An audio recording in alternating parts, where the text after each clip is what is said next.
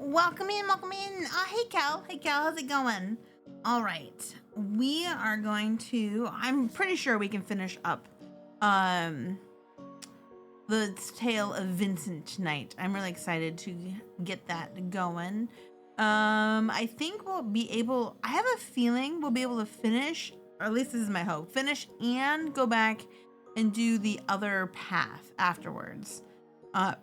Although I'm not sure if we'll have to do the whole thing again if we do the other path. I saved it where the path splits, but they like, now that I'm thinking about it, they blocked it off. But we'll see. We'll see what we can do. I wanted to really quickly. I want to put this one on. I feel like this one's appropriate for tonight.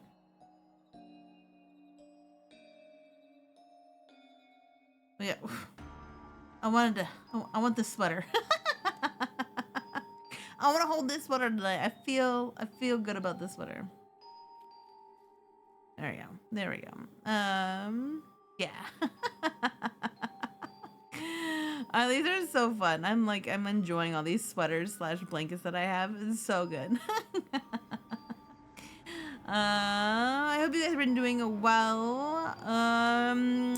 You know, there's not much going on over here. Just, you know, more cat stuff.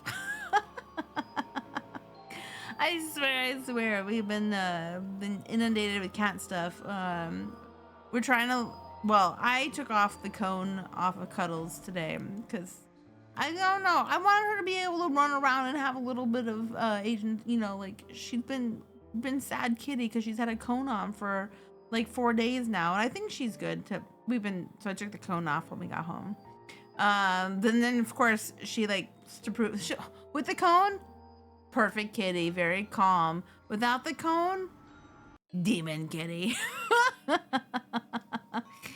Demon kitty. It's like, I swear, it's no no winning. But it's okay. I'm trying to find my saves.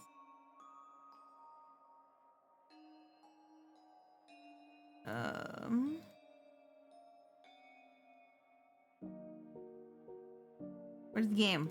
Where'd I put my game? Where it is.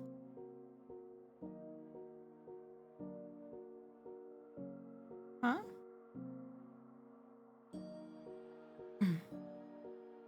Excuse me? Excuse me?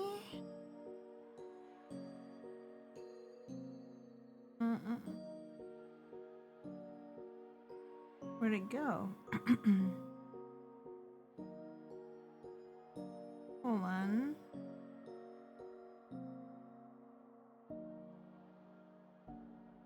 No. No.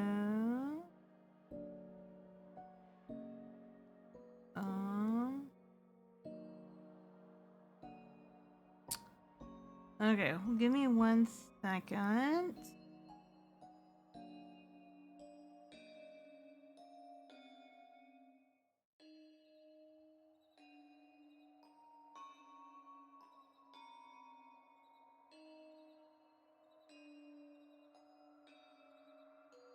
Okay, let's see. Let's see. I hope I didn't lose my saves.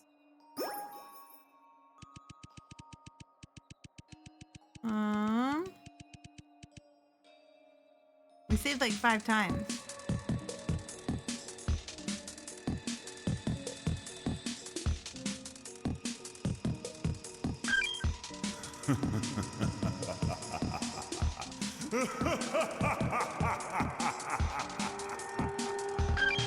Okay, good. Okay, good.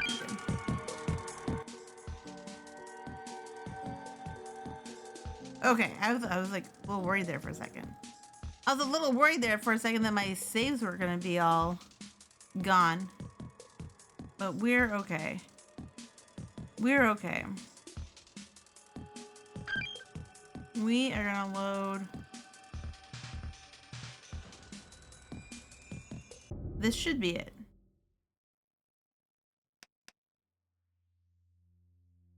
All right.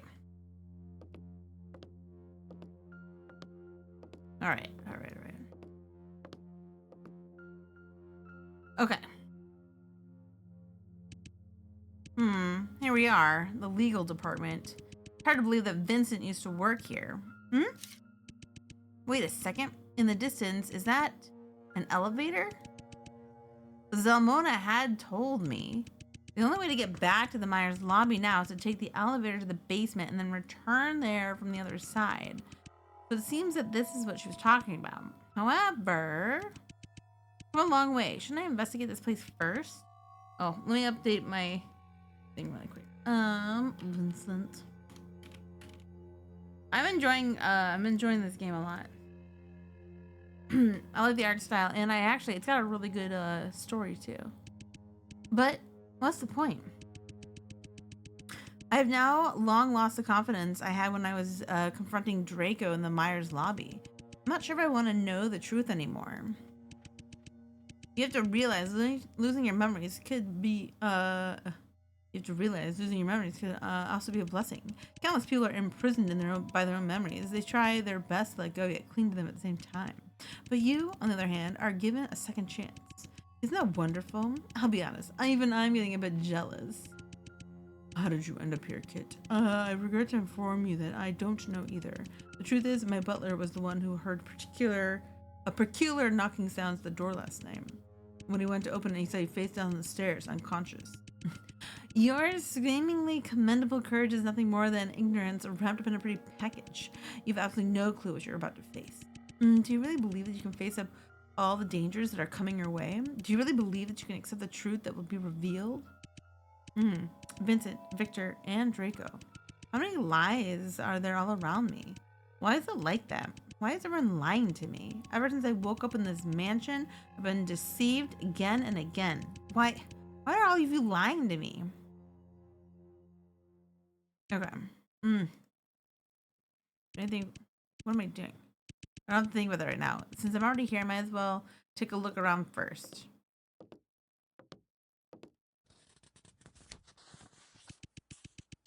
I started to briefly read through some of the documents I found. These documents from the legal department, I really don't understand them at all. Hold on a sec. The nameplate on this tablet. I was gonna say tablet, but it's table.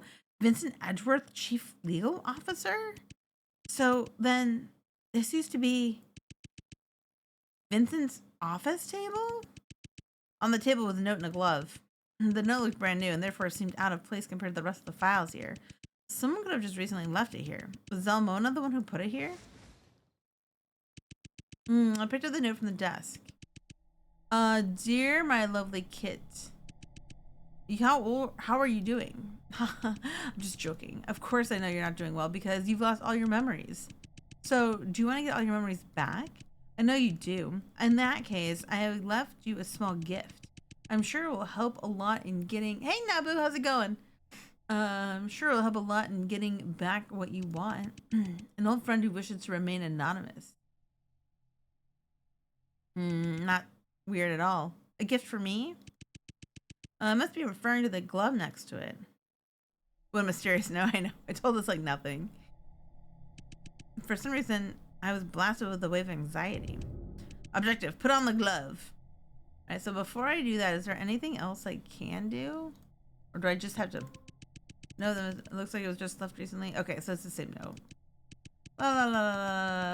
Okay. Ugh. Can't skip it. Okay.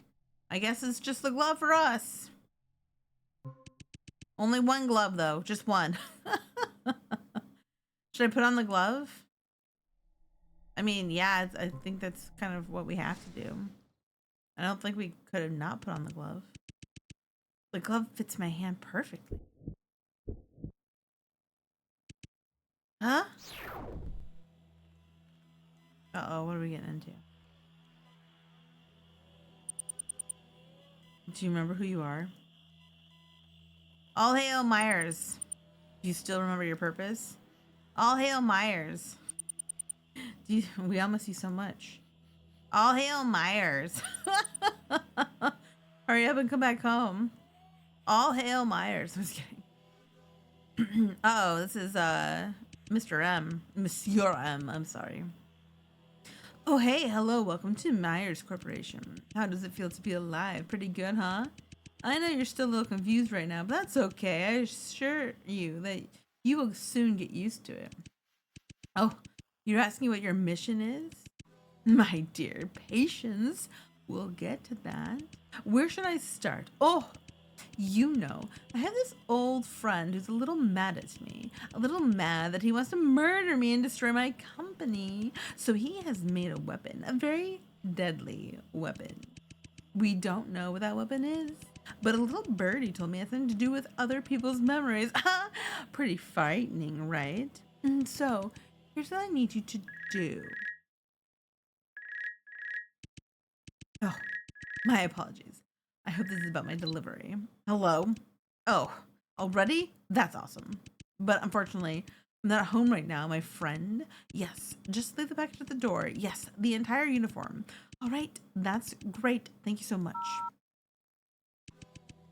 Sorry about that. Where was I again? That's right. I need you to locate his weapon and then destroy it. And while you're at it, figure out what kind of experiments this guy is up to. And your codename will be... What? A sudden, tremendous shudder from the legal department snapped me back to reality. What has happened? Huh? Suddenly, a man flew through the wall connecting the laboratory to the legal department as if he was thrown by something with full force. He was slammed to the wall at the other end of the department and then fell to the floor. Is that... Draco? But because of the massive impact, Draco has lost his consciousness. What followed was an inhuman roar from the lab. I could hear the monster's approaching steps. Draco! Draco! I shook Draco violently, but he didn't respond. Draco, wake up! Damn it. What should I do? The basement! Quick! I dashed to the elevator and punched the button. Hurry! Please be quick! Alright, let's go! To the elevator. I hurried and dragged Draco to the elevator, then pressed the button to close the door.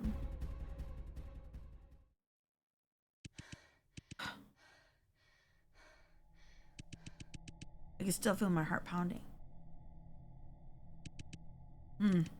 That monster doesn't seem to be pursuing us.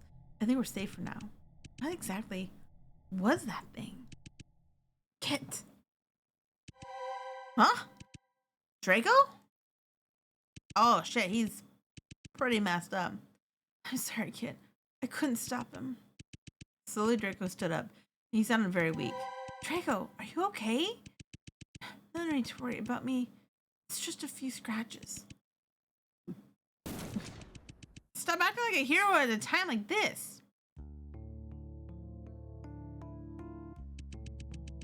Draco froze in the face of my emotional outburst. At that moment, we were both just looking at each other and stuck in silence. Draco, are you serious? Stop it with the act. You've been saying strange and incomprehensible bullshit ever since we met in the lobby. You're badly hurt, yet you're making light of it. You're really starting to piss me off. I don't give a damn about how cool you are. And at this point, I don't care how many lies you told me. But I do know that what I'm worried about now is you.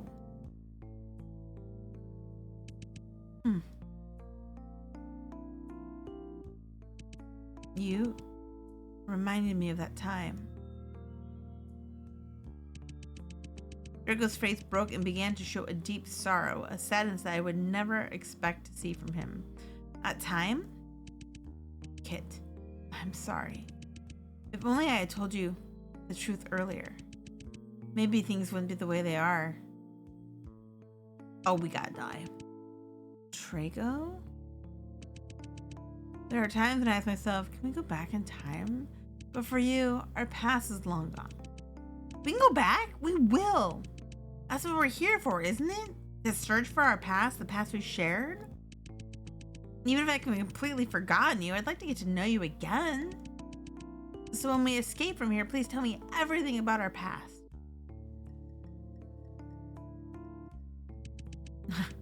As you wish, Lady Kit. But there's more urgent business at hand. Where is he right now? What happened there? What the hell is that thing? He's not a thing. He's someone you already know. The truth is...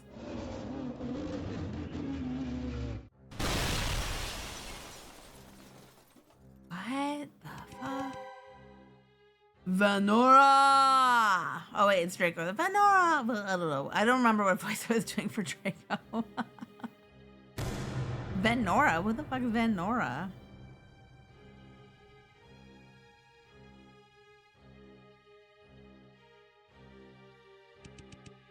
My precious chaser, tell me, is there someone you love? A loved one? My dear Monsieur M, why would you ask such a question?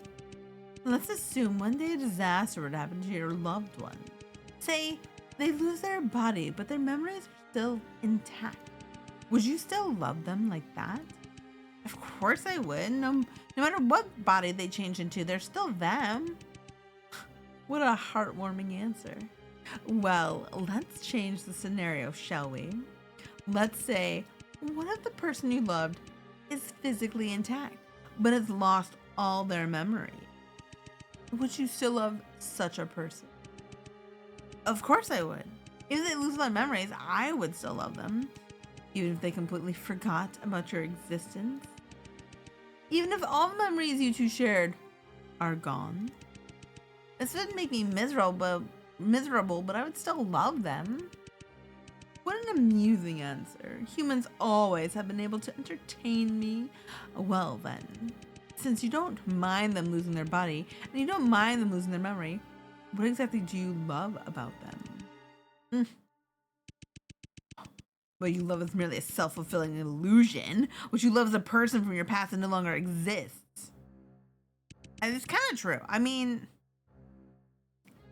the brutal truth is, the moment one loses their memory, they will no longer be themselves, and they will never be able to go. They will never be able to go back. That's a good point. Memory loss is an interesting scenario. Investigation complete. Successfully retrieved the glove.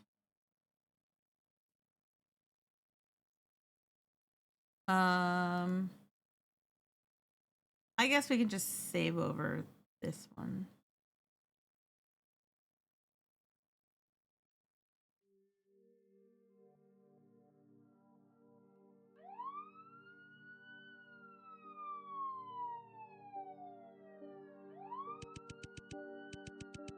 Are you the new detective? Good to see you here.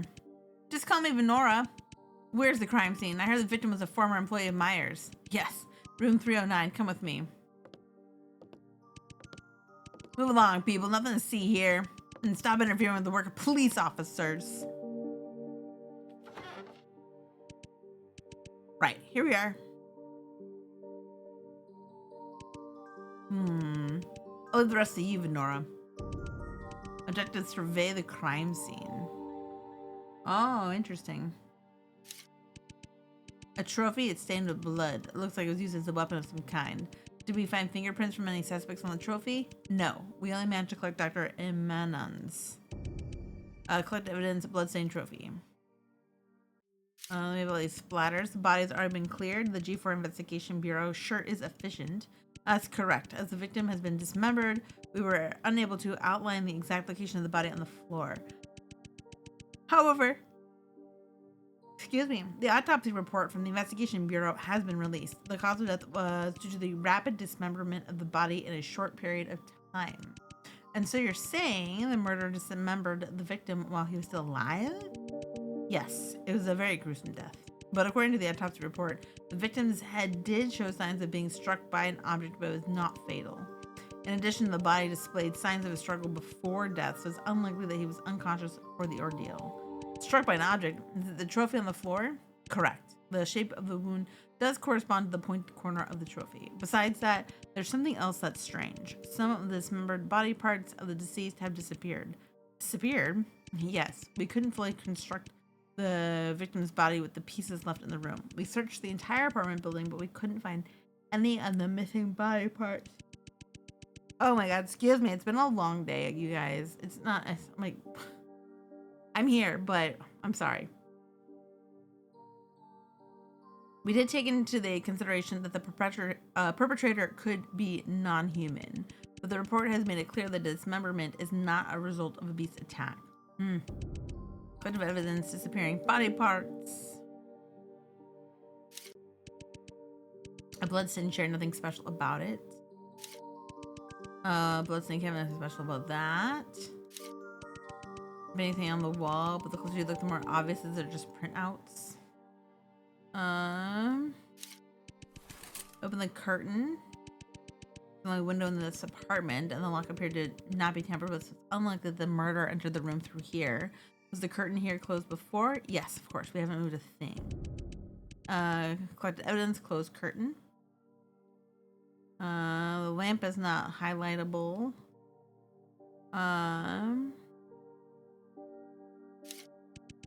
The door in the apartment, the residents of this apartment building claimed that the murderer eluded them and escaped through here. The suspect's name is Zelmona, resident of this floor. Something worth mentioning is she's a mutant. A mutant? Is she from G3? We're unsure at the moment. Countless tourists would visit G3 district every year to receive modifications. We can't draw any conclusions yet. We thoroughly searched the apartment, but strangely enough, we couldn't find any form of identification. For now, it seems that the murderer has escaped. What about, excuse me, what about the bloodstains in the hallway outside the apartment? Before we arrived, Dr. Amanan screams attracted a lot of curious residents. These guys trampled over the entire apartment building, and now there's blood everywhere outside the apartment. Even if there were any useful clues in the hallway, they've probably trampled them into oblivion by now. So collected evidence is suspect. Is there anything I can assist with, Dr. Venora? Ask about known facts of the case. According to our conversations with the residents of this building, there was a short power outage in the building around when the crime was occurring. However, after our investigation, it seems the building's blackout was not the murderer's work. It was a mere coincidence. The victim was killed at the exact time of the power outage? Correct. Collected evidence, a brief blackout for the building. The name of the victim is Dr. Richard Amanan, a former researcher at Myers Corporation. According to our investigation, although the victim holds a PhD, his post at Myers is rather unremarkable. We don't know much about his current occupation, but judging by the apartment, it's not hard to deduce that the pay wasn't getting any better. A resident on the same floor claimed to have last seen him in the hallway outside his apartment last night. Allegedly, Dr. Amanan was on the phone at the time and seemed to be talking about some sort of deal. A deal? Go to Evans after Emanan's deal. In the conversation. So we have 6 of 6. All right. Investigation completed. I believe I've gathered enough information to postulate how it may have happened. It's clear that this murder was premeditated. The perpetrator was planning to kill Dr. Amanan from the very beginning. And since the window lacked any signs of forced entry, it's most probable the culprit entered the apartment directly through the door. That means the murderer was invited into the apartment by Dr. Amanan himself. In other words, our murderer is most likely whoever Dr. Amanan was making his deal with. Nevertheless, in the midst of this, a small mishap occurred. The killer intended to kill Dr. Amanan directly by hitting him in the head with the trophy, but the sudden power failure in the apartment made him miss, and he failed to kill Dr. Amanan with a single blow, which is understandable. No one could anticipate a freak blackout. However, if the killer is the same person that's behind the other recent G4 disappearances, then their negligence cannot be attributed to just that. The other victim who went missing disappeared without a trace, as if it had vanished into thin air. But this time, the murderer messed up the whole apartment and attracted the attention of other residents. If it's really the same perpetrator, there has to be something else that also contributed to such a major mistake. In fact, the murderer could very well be handsome, be seriously injured, have been reluctant to kill Dr. Amanan, have an extreme fear of the dark. I want to go with reluctant to kill him. Wrong. All right. Okay, I almost went with that one the first time, but I wasn't 100% sure. The murderer might have an extreme fear of the dark. The curtains in the apartment were drawn close at the time, and it was taken a while for human eyes to adjust to the sudden darkness. So the moment of the blackout, Dr. Eman's apartment was most likely pitch black. Our cold-blooded assassin, who usually manages to keep so calm and careful, completely lost control in this apartment. It's quite possible that the killer has an extreme fear of sudden darkness due to some form of previous trauma. Sudden darkness, I see. I think I understand now. That's good, because I'm not sure I am. In addition, the manner of Dr. Eman's death is a major mystery. The killer dismembered him alive after failing to kill him with a single blow. The way they dismembered him reminds me of how all the core members of the Myers Corporation were killed. As far as I know, all the core members of Myers were also killed in a similarly brutal way. And that to the recent disappearance in the G4 district, leaving many citizens paranoid. I guess many people would think that the killer is the same person who killed all the core members. However, I believe that the real reason why the killer tore Dr. Amanda into pieces was to give Dr. Amanda a painful death, to mimic the murders of Myers core members, to threaten the Myers Corporation, and to collect Dr. Amanda's brothers. I think it's going to mimic the murders. No? Ugh.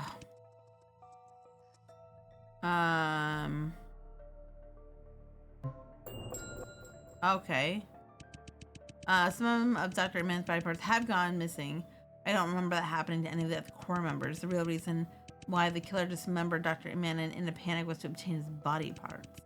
In the G4 cyborg incident, Myers Corporation was found to be using the human flesh of ordinary G4 citizens as feed for the cyborgs. But since Dr. Amanda's body did not have any signs of beast attack, the killer was most likely trying to obtain... I'm so sorry about this. I'm like... I don't know what's going on. Trying to obtain Dr. Amanda's body parts to use as feed for cyborgs at a later time. But if they were working for Myers, wouldn't it be more likely that they would want to make a cyborg out of Dr. Amanda? Why would they choose to turn him into cyborg feed instead? Detective Venora? Yes? Have you reached any conclusion to who the killer is? Put out a warrant for the rest of Zelmora. She is undoubtedly the perpetrator we have been trying to search for all along. As you wish, Detective Venora. Uh-oh, Zelmora. She just lead us wrong? The warrant has been issued. But Detective Venora, would you mind coming outside with me for a moment? There's some important matters I'd like to discuss with you. Huh? A what? I followed him to the street outside the apartment. It was getting quite late and the temperature had dropped quite dramatically. But he was just walking in front of me silently as if the cold weather didn't bother him. After a while, he finally stepped into an alley where no one was nearby. I don't trust this. I don't trust this for a goddamn second. This feels fishy to me, you guys. What was it that you wanted to discuss? I decided to speak first. Well then, let's hear it. Who's the actual killer? Huh? Excuse me? You called the inspector, yet you don't even realize who I am this whole time. The man in front of me slowly took his police hat, and then what followed was a sight that I couldn't have expected. We saw this guy's picture before, but who is this guy?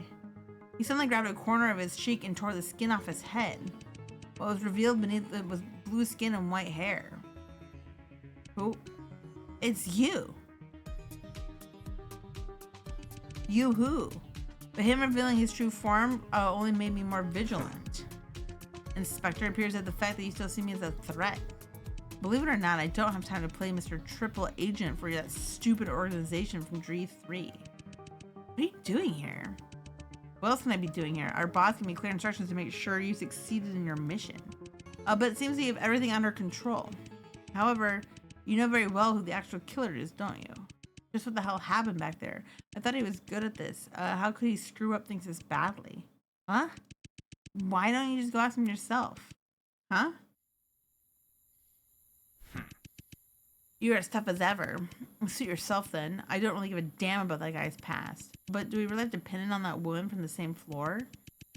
Each sacrifices for the future of the company. Each one is necessary. Our boss is really getting to you, isn't he? Company this, company that. That's all he ever talks about. All of us are merely little pawns in his hands. What did you say? No offense, but this is nothing but a job to me. I'm not trying to debate the ethics of what we do, nor am I interested in his great vision. And why don't you use your brain once and think about what you truly want instead of being a slave to his company all day? What I truly want? You know, finding the love of your life, forming a family, that sort of thing. Don't end up like me, an old guy who still doesn't have a single clue what he should be doing in his life. It's been an exhausting day. I'll see you later. That was kind of weird. He was about to turn to leave, but he... Oh, stop it. Stop it. But he suddenly stopped again. He once again turned his head at me. What? Venora? Did you come up with that name yourself? Huh? Yes? The ever so gloomy look on his face unusually perked up out of nowhere. I didn't think you'd be so good at naming yourself. That's a really nice name. Why don't you keep it for yourself? With that, he put on his police hat again. See you later, Venora. Make sure you report to that guy on time. He's kind of anal about that. Oh, are we the informant to Monsieur M? That he disappeared across the street and once again became part of the crowd. Find the love of my life and start my own family? Is that still possible for someone like me? What am I thinking? No matter what, my mission here is accomplished. As long as the G4 Investigation Bureau can't figure out who the true killer is, everything will still be under control. It's time for me to move on to my next destination and complete my next mission. G4 Suburbs. The mansion of Myers' former lawyer and traitor, Vincent Edgeworth.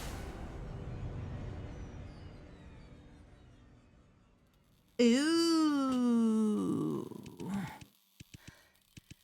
Vincent Edgeworth, the name I remember. Now. No. Oh, sorry, I went back.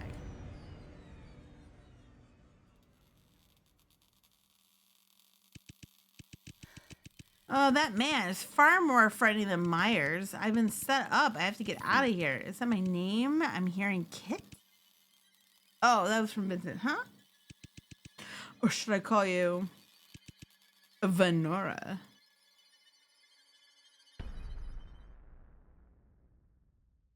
I don't know. What should you call me now? Chapter 3, the end.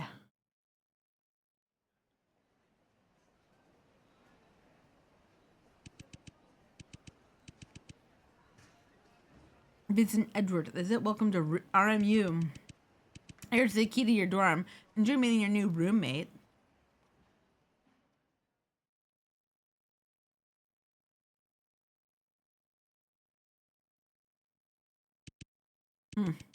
New roommate. Pardon me. Is anyone there? I'm coming in.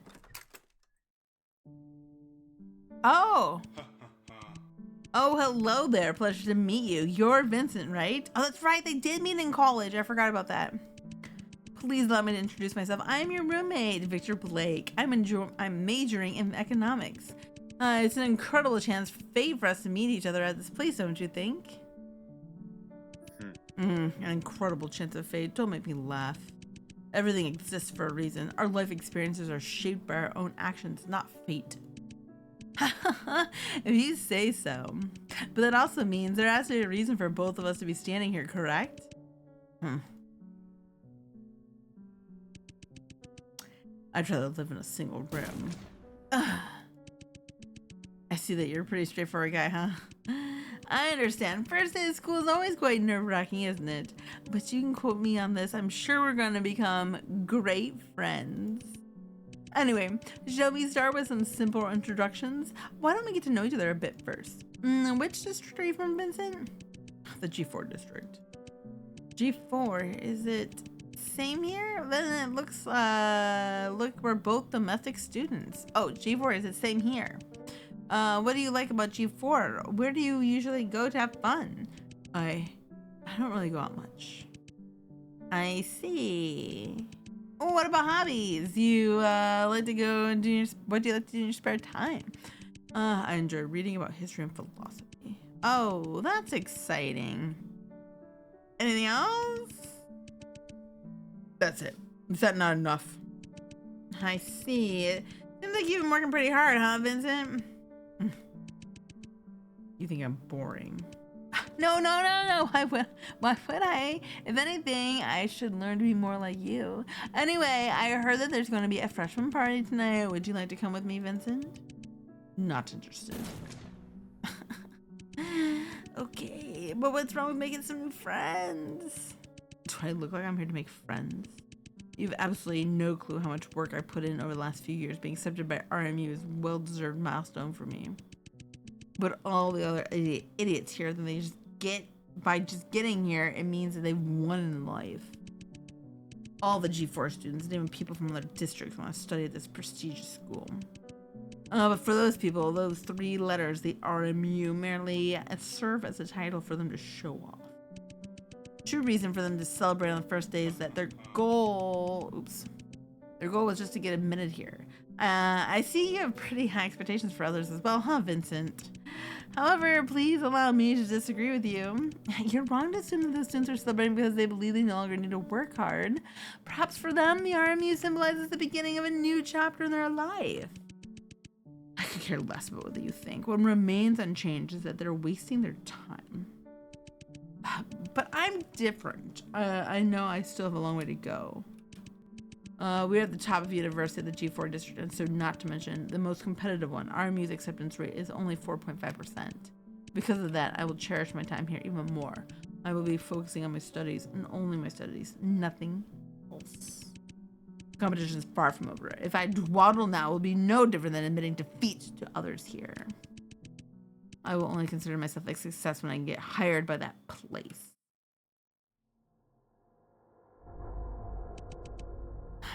By that place? Well, well, well. Let me guess. Could you possibly be aiming for the Myers Corporation? That is hilarious. Are you mocking me? Oh no, don't get me wrong. I just think Vincent's adorable. So adorable that I want to laugh. I was worried for a second that my roommate was going to be boring as hell, but now that I see I was terribly wrong. Every word you say can entertain me all day long. What'd you just say? My dear Vincent, do you mind if I ask what your major is? I'm a law student. Law student, huh? Indeed, you certainly don't look like an engineering student. Do you really think studying hard is all you need to do to get into a top company in G4? Quit joking around.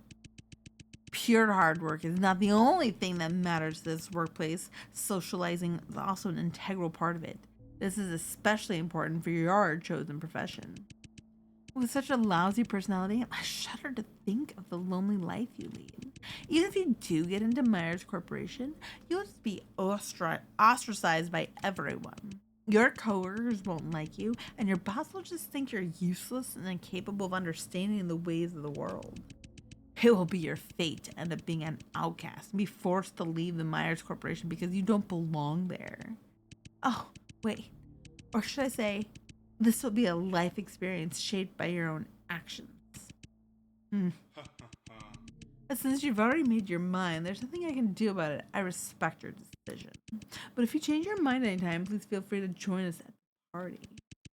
I hope to see you at the freshman party, Vincent. We'll catch up later. All right, that took a turn. That took a little turn I wasn't expecting. That's for sure. I'm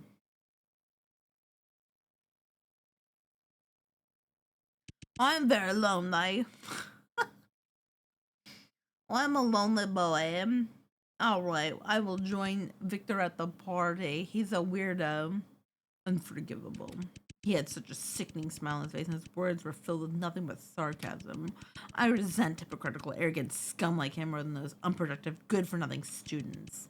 Myers outcast. My destiny is mine to decide. I've not asked for your worthless opinions, and certainly don't need a loser like you to mock my dreams.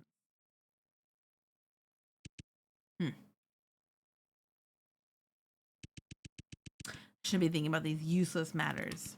Thank God he's left the room. It'll give me one last, at least one more night alone. So getting indignant about a guy like that, I might as well use the evening to improve my knowledge furthermore. So, which book should I start with today? Being in Nothingness, A Republic, The Birth of Tragedy. Please, none of those.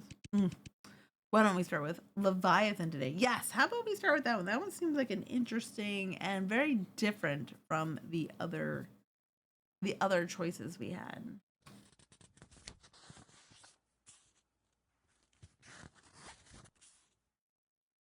Oh, we're not gonna get any of the Leviathan story, which may be for the best. We also didn't get any sleep. We just I think they're just trying to show us passage of time. The book. And from this difference to one another, there is no way for any man to secure himself so reasonably as anticipation, that is, by force or wiles, to master the persons of all men he can so long till he sees no other power great enough to endanger him. Is that supposed to be foreshadowing? Foreboding? Didn't quite follow. Victor Blake was his name, wasn't it? I couldn't think of it. He was my first roommate and the first person I ever met here. Maybe I shouldn't have given him the cold shoulder on the first day. It wasn't the wisest thing to do. After all, I will be spending most of my time here in this tiny room with him. No, that's not true. I should be able to move out and live alone next year. I have no reason to put a smile for this guy, and I'm not in the mood to do that.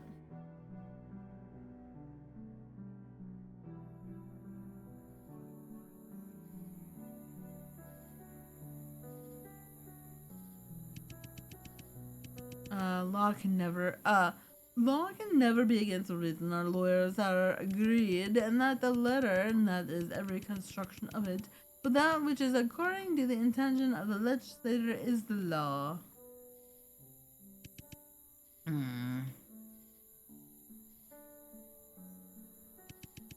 It's 12 o'clock.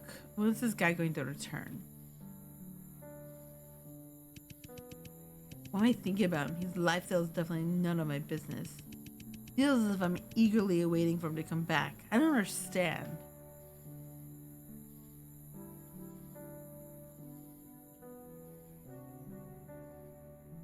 I don't either. Not the death of one man, though, without sin can satisfy for the offenses of all men, in the rigor of justice, but in the mercy of God that ordained such sacrifices for sin as he was pleased in his mercy to accept. He never came home. It's 3:30 in the morning. This is inexcusable. Victor, on your very first day at RMU, all you do is party into the wee hours of the morning. Where did you get the confidence to speak to me like that?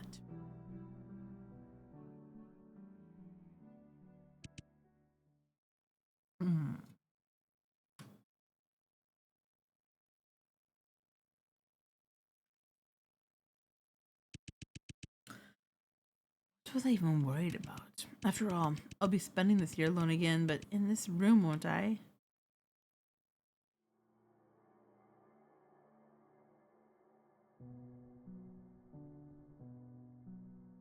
I don't know, am I? Geniuses are often born in isolation, the lonely destiny.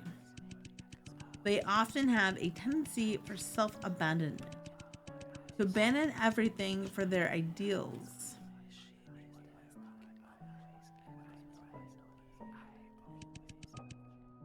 Nothing is predestined in life. I've always believed that ever since I was a child. A person's destiny can be changed by no one but themselves. Ordinary people obey fate, but the strong ones become rulers of their own destiny. To enter Myers Corporation and become the creme de la creme of the de la creme is my goal. But why? Why do I still feel so helpless sometimes in the face of so-called fate?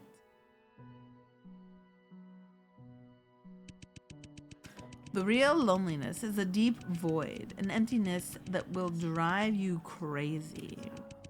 Even in the midst of cheering, you feel nothing but emptiness, melancholy, and frustration inside you.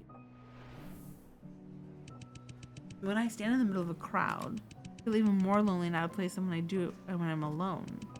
I look at all the people drinking and chatting and can only ask myself, why don't I feel the same joy as they do? Have I really abandoned everything that I deserve to pursue my dream? Is the loneliness that I feel a price that I must pay? I know better than anyone else that's coming here won't change anything. It's a brand new year. I hope all the misfortunes will go away. I'm going to be an adult soon. Perhaps I'll be more mature, or maybe I'll finally be able to make real friends when I go to my new school. Birthdays, New Year's, new schools. I've heard similar prayers all my life. Humans always like to place hopes on useless things that make them feel like a turnaround will come out of nowhere. They willingly blind themselves and are reluctant to see the truth that many of the changes in their lives need to be done by themselves. But what will change in the new year if you don't do anything? How do you become more mature if you don't even try to improve yourself? But in the end, I realized I'm really not that different from them. I had hoped that my life would change when I came to RMU. I had hoped that I would find real friends at RMU. Interesting.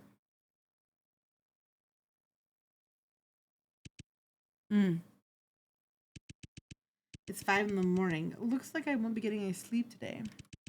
I might as well pack up and get ready for the first day of school.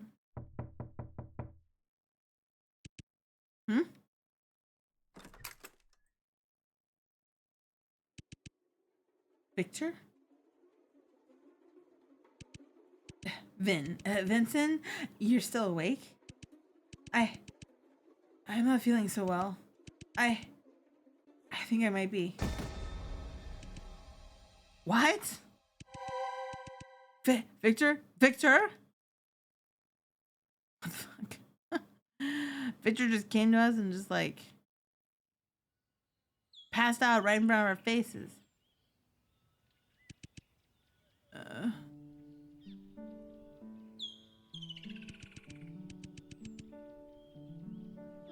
You're awake? Are you feeling any better?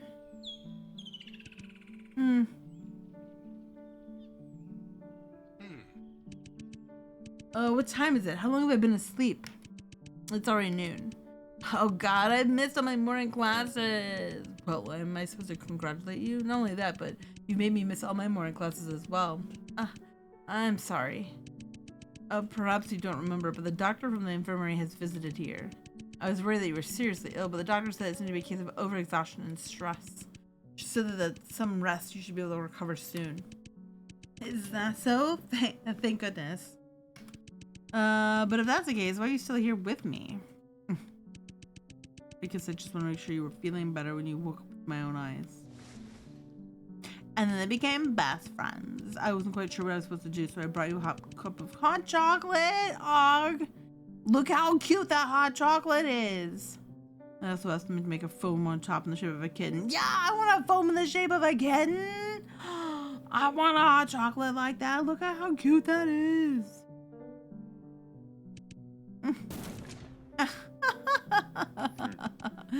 What's so funny? No, nothing. But why, Vincent? After all I said, to be honest, I'd rather just turn a blind eye to you. I don't want to have anything to do with your life or death. But you're my roommates. You're part of my responsibilities. I had no other choice.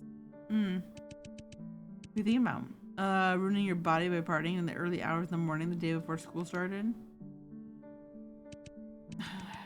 I didn't go. What? I didn't go to the freshman party. Then what were you doing all night? That's what I want to know. Isn't it obvious? I want to get away from you. Get away from me? Am I that obnoxious to you? No, it's because of the things you said. I might not seem like it, but I haven't slept well for days on end.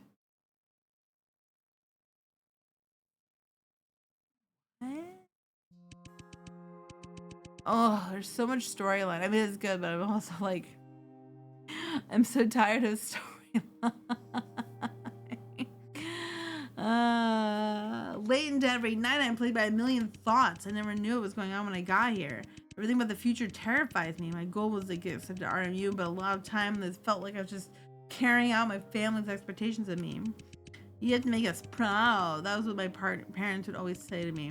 When I finally got here, I just felt lost and overwhelmed. I made it to RMU. I've succeeded, right? But then what? What was after that? Why isn't anyone telling me what to do next? It was as if I was standing on the last step of a staircase, but it didn't lead anywhere. That's when I realized I had not a single clue what I wanted.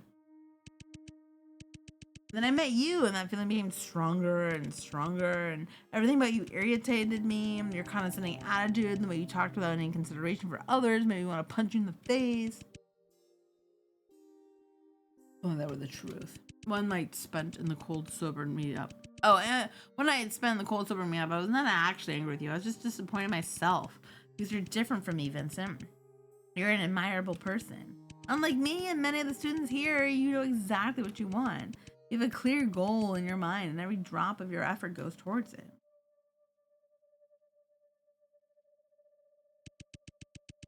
You came here because you wanted to be here. I came here simply because that's what I had been told to do my whole life. The loss I felt for myself when I heard you say those words has never been stronger. But I was unwilling to face the truth, and I turned it into jealousy. Sorry, Vincent. It's terrible things to you. Huh? Are you blushing? No, I just didn't expect you to be honest with me. Is it because I called you an admirable person? You enjoyed being complimented like that, didn't you? I don't know what you're talking about. Come to think of it, you still have the class this afternoon, don't you? There's no point in staying here for me. In that case, I'll take my leave then. Two more things. First, maybe I don't fully understand how you feel, and I'm not sure what to say to make you feel better. But you're here for 4 years, aren't you? Sure, you'll find your goal eventually. A goal that's just for you. All you need to do is someone to talk to when you're feeling down. I'll be here for you. Second, you have the right to be angry with me if I make you upset, and I allow you to do that.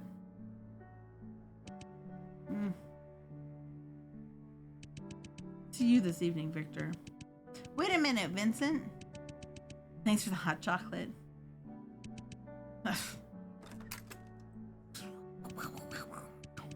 And just like that, they became college roommates for the next 4 years.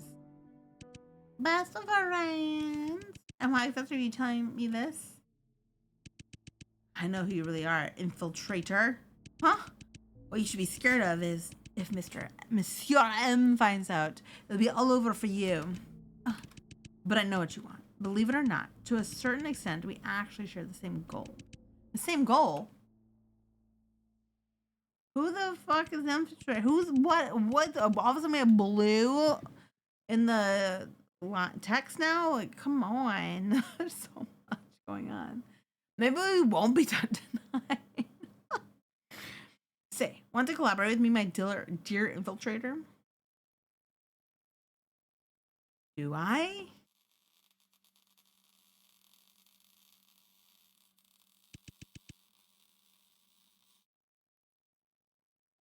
Vincent Edgeworth. It's been a long time, Benora. A long time? Didn't we just meet last night? Indeed. In a sense, we did. But I'm sure you'll agree that we're all more than just mindless walking corpses, aren't we? Benora, have you ever considered what decides someone's personality? It should be obvious that none of us were born with a fixed personality. A person's character can change based on their living environment, their family upbringing, and how people behave around them. In other words, their life experiences forge their personality, or should I say, their memories. Correct. That means that depending on the number of memories we recollected, a person's demeanor and mannerisms will also change somewhat. And it's obvious to me that the woman standing in front of me right now is not the same person as the one I saw last night. By the way, I must comment, your new glove that suits you very well. Nara. Okay.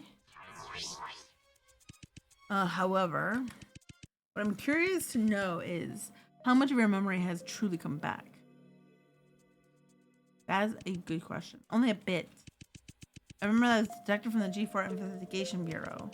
I remember that I came to your mansion to investigate the case of missing citizens of recent years and the truth behind the G4 cyborg incident. And after that, no, I don't remember what happened after that.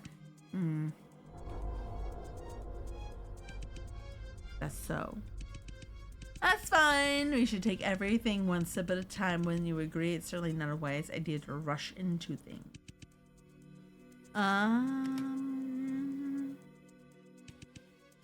Vincent? You knew exactly who I was all along. Why were you hiding everything from me? Me? Hiding everything? You got it all wrong, madam. If I didn't wish to help you, why would I go through all this trouble to offer you leads? A business card? It was your intention to give me that business card to lead me back to the Myers Corporation to find my memories? You have a special power in you, don't you? Huh? As I expected, you've discovered that as well. You're able to see past memories contained in certain objects. If that's the case, do you even need me to tell you about your past? Even if I had told you the truth when we were in the mansion, that'd be nothing more than just a bedtime story for you. It would have helped you find your true self, would it? In other words, you want me to utilize this power myself so I can truly realize my own past? And I don't believe anything you say. You have no reason to help me at all. And the former lawyer of the Myers Corporation, you pinned all the blame on Vincent for the G4 cyborg incident. You're willing to do anything to get what you were after. There has to be another reason for you to do everything you did to me. I don't care what's going on between you and the Myers Corporation at the present time, but what I do know is you're not a righteous person and cannot be trusted.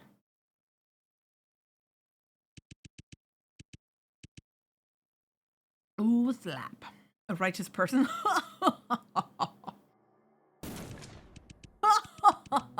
Venora, with all due respect, you're even more humorous without your memory than with it. Have you ever heard of something like this, Venora? Kill one man and you're a murderer. Kill millions of men and you're a conqueror. Kill them all and you are a god. And how do you define a righteous person, Venora? Are you telling me that you didn't think you're qualified as one?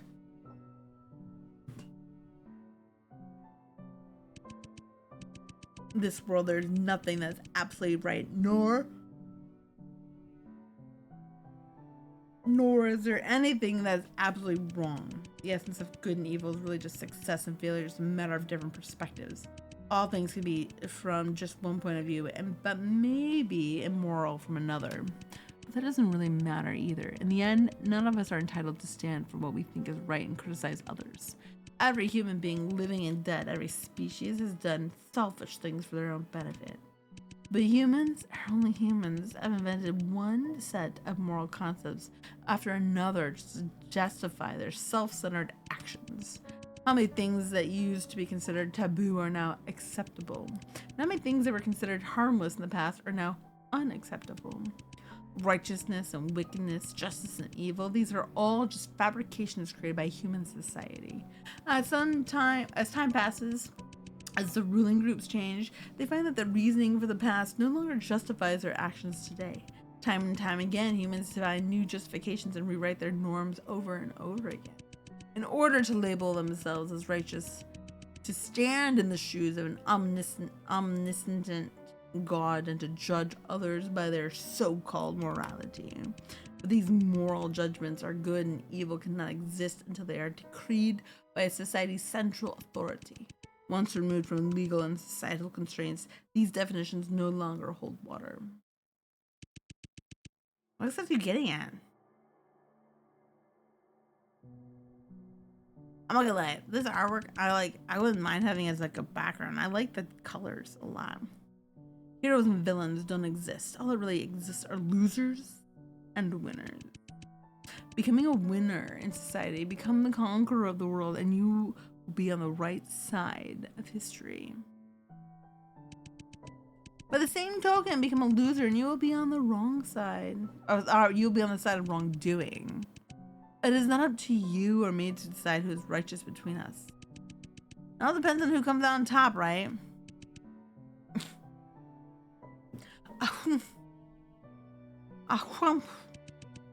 Not only that, but did the tip of the iceberg you're remembering not only serve to distort the truth? When you get all your memories back, perhaps you will be enlightened. You will understand why I've done all these things. But of course, I don't really care about that either. The thought of winning your approval has never crossed my mind once, Venora, nor do I need it at all.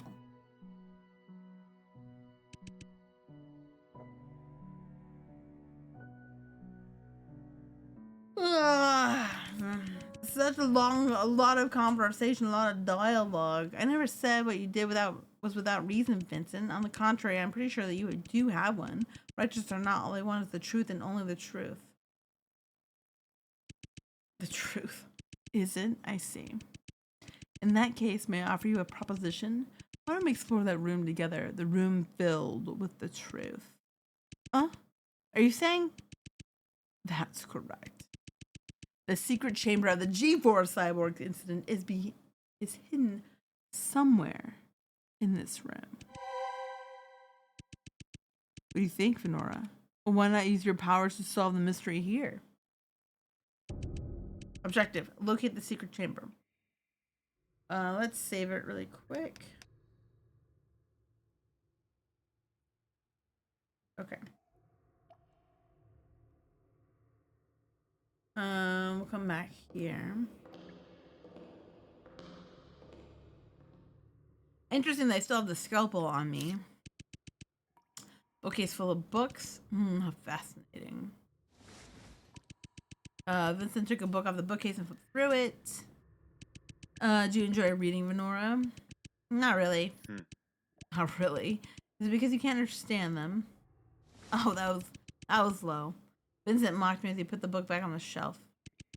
But how strange it is, don't you think? We're in the basement of the Myers Corporation, and yet the bookcase is filled with books on history and philosophy. Huh? Of course. I don't complain, as those happens to be my favorite as well. Alright. What else we got? A computer.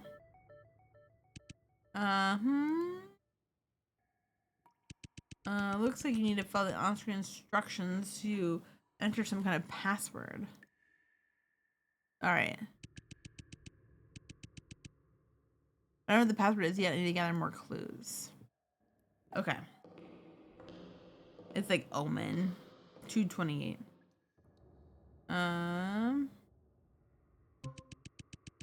Since all Madam wants to know is the truth, why don't we explore the room that's filled with the truth together? No. One and only secret that somewhere hidden in this room. Okay. Well, having cold feet, aren't we?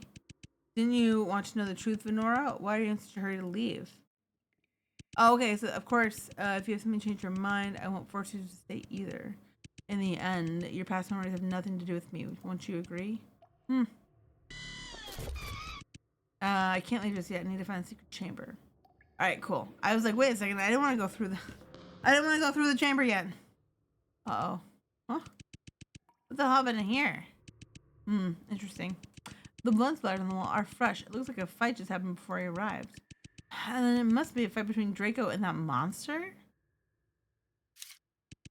Poster of Meyer-chan. The poster was firmly affixed to the wall by some kind of white glue around it. I picked it up with my fingers, but I couldn't get it off. Venora, may I ask what your thoughts on the design of Meyer-chan are? The intent of mascots is generally to serve as a bridge between the brand and the user, reflecting the company's spirit and strengths. Meyer-chan's look as a mechanical prosthesis may be a bit too straightforward for many people. But I don't think there's any harm in a unique and comical design like this. If you place Meyer-chan next to other corporate mascots, it would stand out by simply making people go, huh? What's that supposed to be? Which is also an advantage in some sense. In other words, you believe Meyer-chan has an advantage as a mascot simply because its design is too peculiar, not because it's truly qualified design. If you had to put it that way, then yes. What about you? As a former lawyer at Myers Corporation, what's your opinion of its design? I felt like so hideous that I gave mine to Victor. I guess I can't really blame you for that. I took off the scalpel and cut off a portion of the solidified glue on the edge of the poster and then tore the entire thing off. Yeah, I knew there was something else behind it. There's another poster hidden behind the Meyer-chan poster. And that seemingly lovely innocent Venora has a secret hidden scalpel. The world is sure full of surprises. I mean... Okay.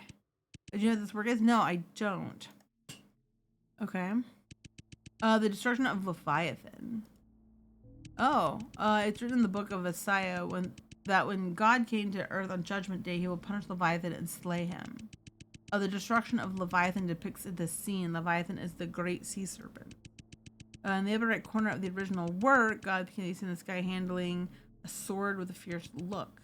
But in this poster, the part has been cut off. We can only vaguely see his lower limbs. So over but the poster appears something while Leviathan to be the center of our attention. In the book of Job, Leviathan is portrayed as a vicious creature that is so fierce that anyone who witnesses him will be terrified and overwhelmed. He has teeth so terrible and a mouth so strong that nobody can open them with force. His eyes are depicted with the great light of the morning and his heart as an unbreakable block of stone. It is worth mentioning that Leviathan is also the name of a well-known work of political philosophy. Huh? Did you say Leviathan is also the name of philosophical work?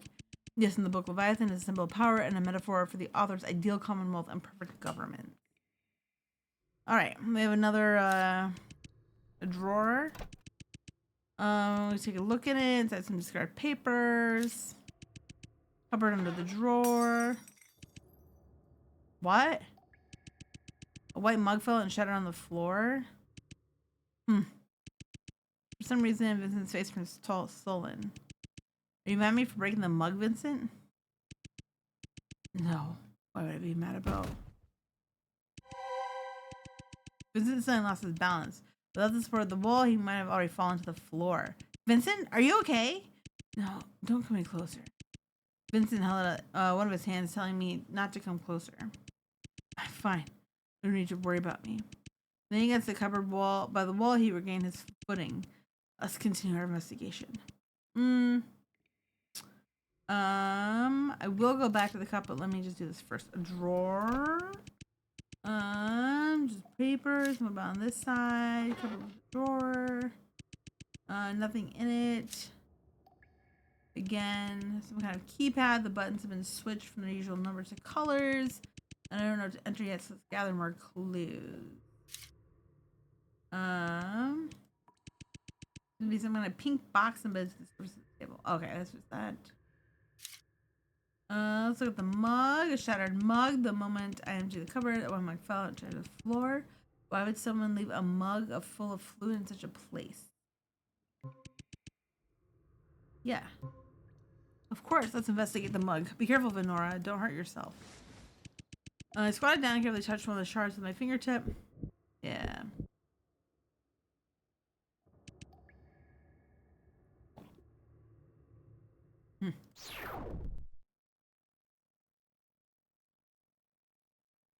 Okay, which puzzle are we gonna get clues to? Here you are, Inspector. You know, something's been bothering me for a while. What is it, Monsieur Ram?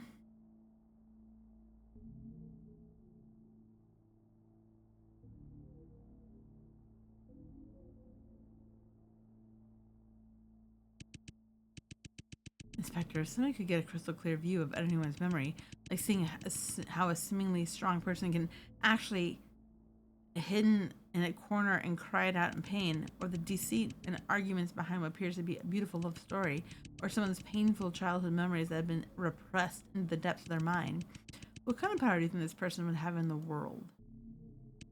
They'd be like an all-knowing, all-powerful god. They would see all those things that no one wants to reveal and discover the truth that everyone's trying to hide. Yes, there's no doubt that they could rule the entire world. And my goal is to be that person. Huh? Are you saying? Yes, that's right. Our researchers are getting closer and closer to reaching success. Soon I will become an omniscient god. I will be able to see everyone's past and spy deep into their hearts. But strangely enough, ever since this time last year, important research documents and samples belonging to our organization have been disappearing one by one. What's even stranger is they all appear to be happen to be related to the research of this power. You mean they were stolen? Someone's trying to steal our organization's research? It's indisputable that this thief is a member of our organization. Huh? There's a traitor who wants to acquire this power for themselves? Well, Inspector, have you noticed any suspicious members within the organization? Sorry, I haven't been paying much attention. That's too bad. You know, Inspector, there's something I've always admired about you. Whether you're telling the truth or not, you're always able to keep that innocent look on your face. Monsieur M, I would never lie to you. You're like a father to me. Am I? But surely, such high-level research material is not something that just anyone can comprehend. Wouldn't you agree? If the thief was able to pinpoint exactly what those documents and samples related to this memory reading power, I think he must be one of your researchers.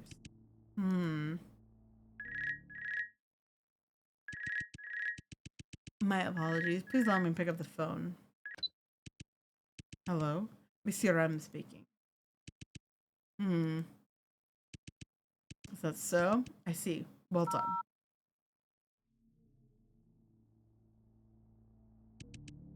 Inspector, looks like I need to take my leave now. Keep being a good girl, all right? Don't touch. What was it?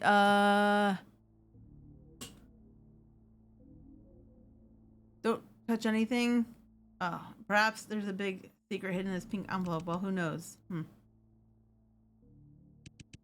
By the way, you are right. The thief was indeed one of our researchers. Huh? I'll see you later. What do you mean you'll see me later? Monsieur M has left. From what I've heard, ever since Monsieur M received a threatening video, he became more and more paranoid. Well, to be honest, I actually have no clue what he was like before that either. Tomorrow, I will visit Vincent Edward's mansion and investigate him using my cover as a detective.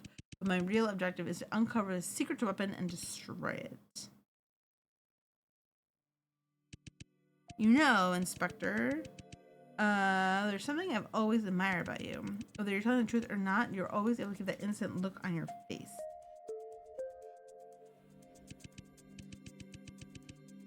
However, I keep thinking about Monsieur M has said today. At first, it seemed that he suspected me of being the thief, but we actually both know that it's impossible.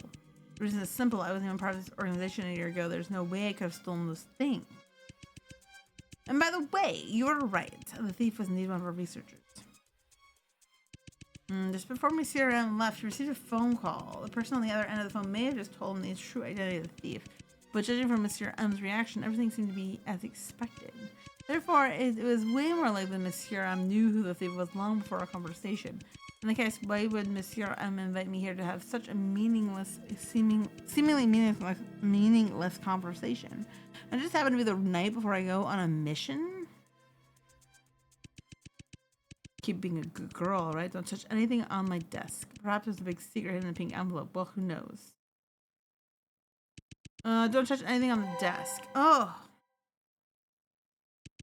Monsieur M, I wish you had been more straightforward with your investigation. Monsieur M has never left me alone in his office before, nor has he ever specifically said such things. It is now obvious to me that he's in fact meant quite the opposite. He actually wanted me to look at what was on the desk. Time to investigate the clues here. Desk lamp on Mr. desk. Should I turn it on? Sure.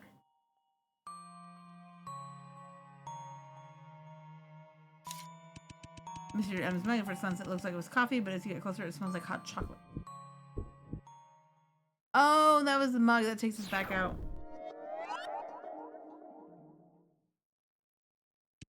I'm not. I have to go. What is it, Venora? Oh, were you able to see anything? Yeah, but I have to go back. No, not really. Is that so? Then please forgive me for asking such a question. Is there something that's bothering you? You've been looking dazed for a while. Vincent, get out of my way. I have to go back to the cup. Actually, yes. There's indeed something that I just don't understand. Oh? Have you ever wondered why Myers chose to build half human, half robotic cyborg specifically? It seemed like something trivial at first, but I just can't think of an explanation for it. Myers Corporation is a mechanical engineering corporation producing fully mechanical bionic robots. Should be much easier for them.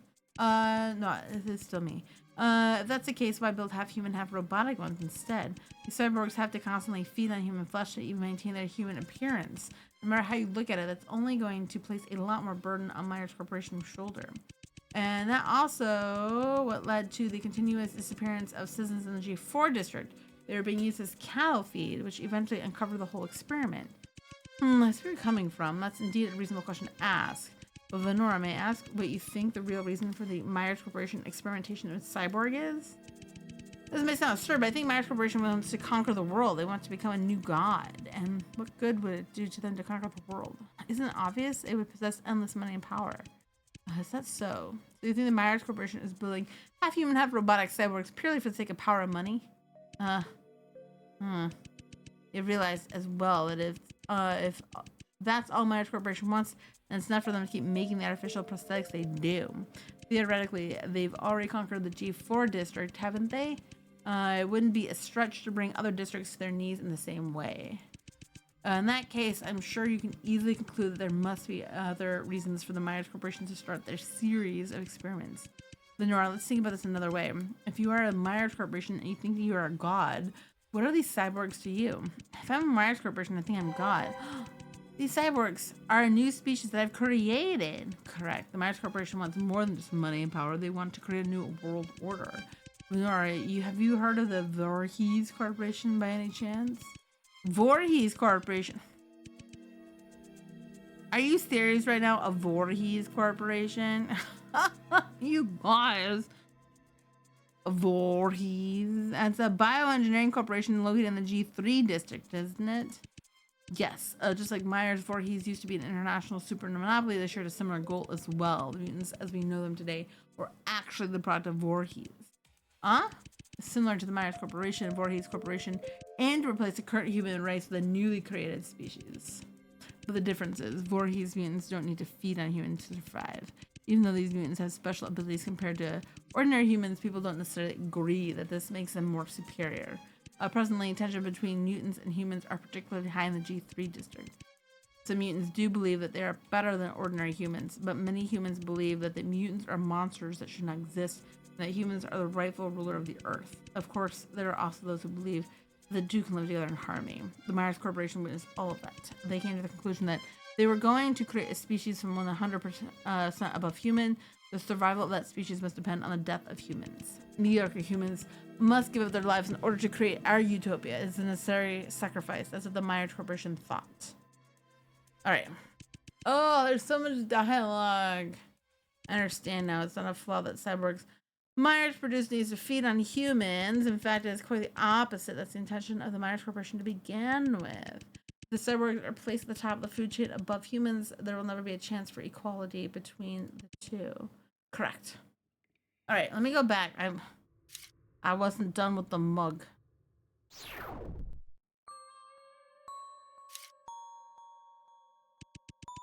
It's your M's laptop. Oh, look at this. Yes. Underneath the evil exterior lies a cupcake sweetheart. Monsieur M. I want all these posters. I hope we get all these posters.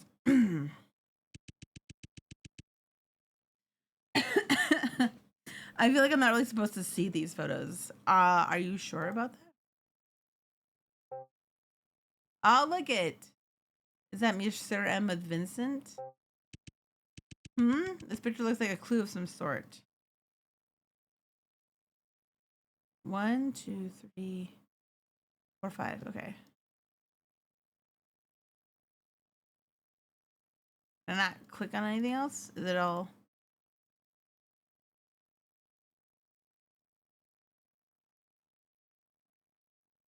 Okay. We go back. Okay. No, it's done. Pink envelope on the desk. Inside strange rectangles. It seems to be related to the picture on Mr. M laptop somehow. Okay, hold on a second. So I think let me draw. Actually, let me take a. Let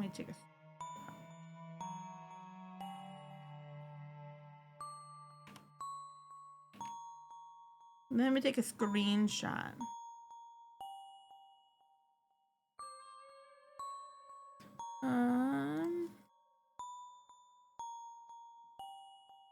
Okay.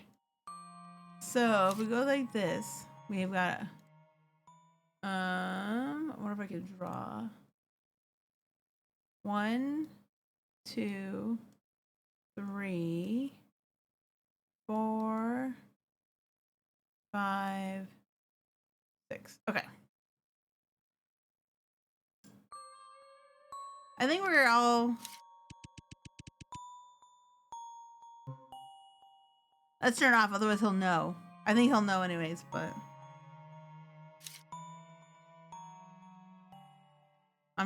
I wasn't sure if like the lamp would have done anything. Oh, the lamp did. The colors changed. So that's it. The colors only show up when I turn on the lamp. Okay. So it was a good thing we had the lamp on. Good thing we had the lamp on. Okay.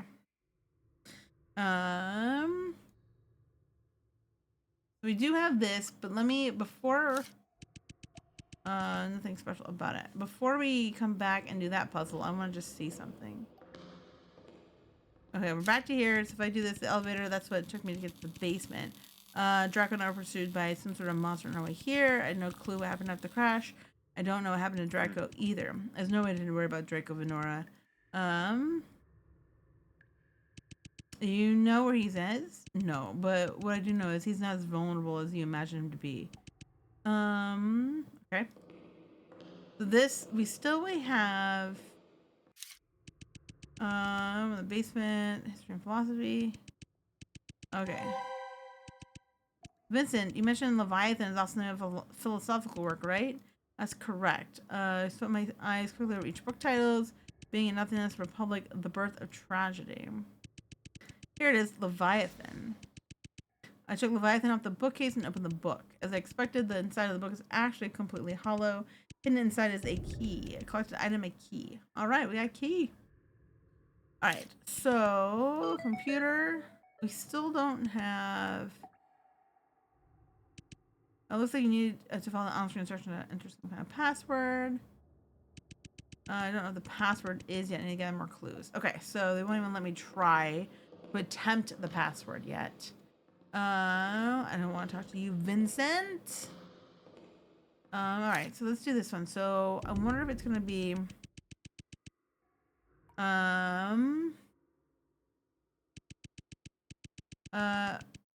okay. 1, 2, 3, 4, 5, 6. Access granted. Perfect. We did it. Mysterious box. There's a keyhole in it. Oh, well. Box is unlocked. What I find inside is, oh, look at they're like Gucci, Boss and Penelope. Oh my God, those are actually really good names for cats. Those are actually great names for cats. But we've got Victor and Vincent here, best of friends. Is this Gucci, Penelope, and Boss? Those are the names of my 3 cats. Victor's eyes and arms in this picture. Of you guys at university? Okay, it's our hair. RMU. Hold on, now I got it right. RMU. RMU 3/2/2077. Okay. Vincent didn't answer. He looked away to the other side of the room. But that's a cute picture. Alright, now we've got what we need for the last puzzle.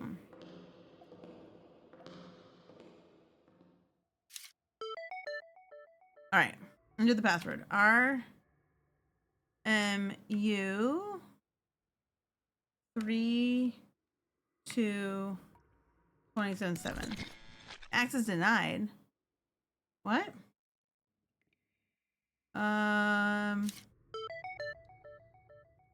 RMU 3, 2. Perhaps I need, are the missing here? Oh, okay. Oh, so we don't have to put the whole thing in. RMU37. Okay. That was kind of weird. At least they tell you. At least they tell you. All right, let's, oh no. Ugh. Well done, Venora.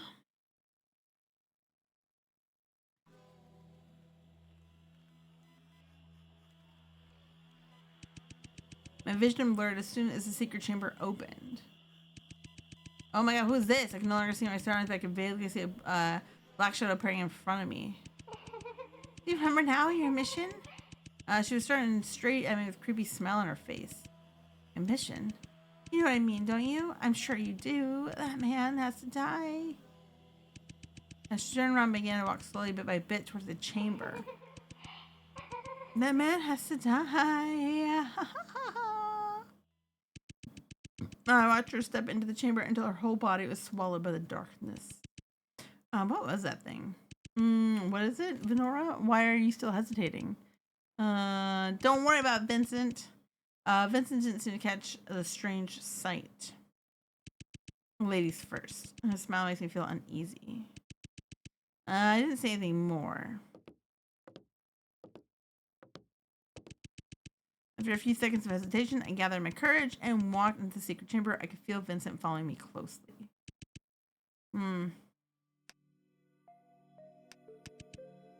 Let's do a quick little save. Those dark green walls and dim light. The sight in front of me didn't surprise me. The chamber looked exactly like the one I saw earlier on the cyborg's eyeball. Oh. All around me were bloodthirsty cyborgs chained to the wall. But at that moment, the only thing that caught my attention was this one cyborg in front of me. He kept lunging at me like a murderous beast, and the limb restraints made it difficult for him to move an inch. The way he looks, wait a minute. There's no doubt that he's the same cyborg I saw from the memory of my eyeball. No, it's more than that. Everything I'm seeing right now feels so familiar. I very clearly remember the scene that I saw when I picked up the cyborg's eyeball. It's exactly the same as what I'm seeing now. I don't understand. Was I not seeing the past memories of that cyborg by my own past experience?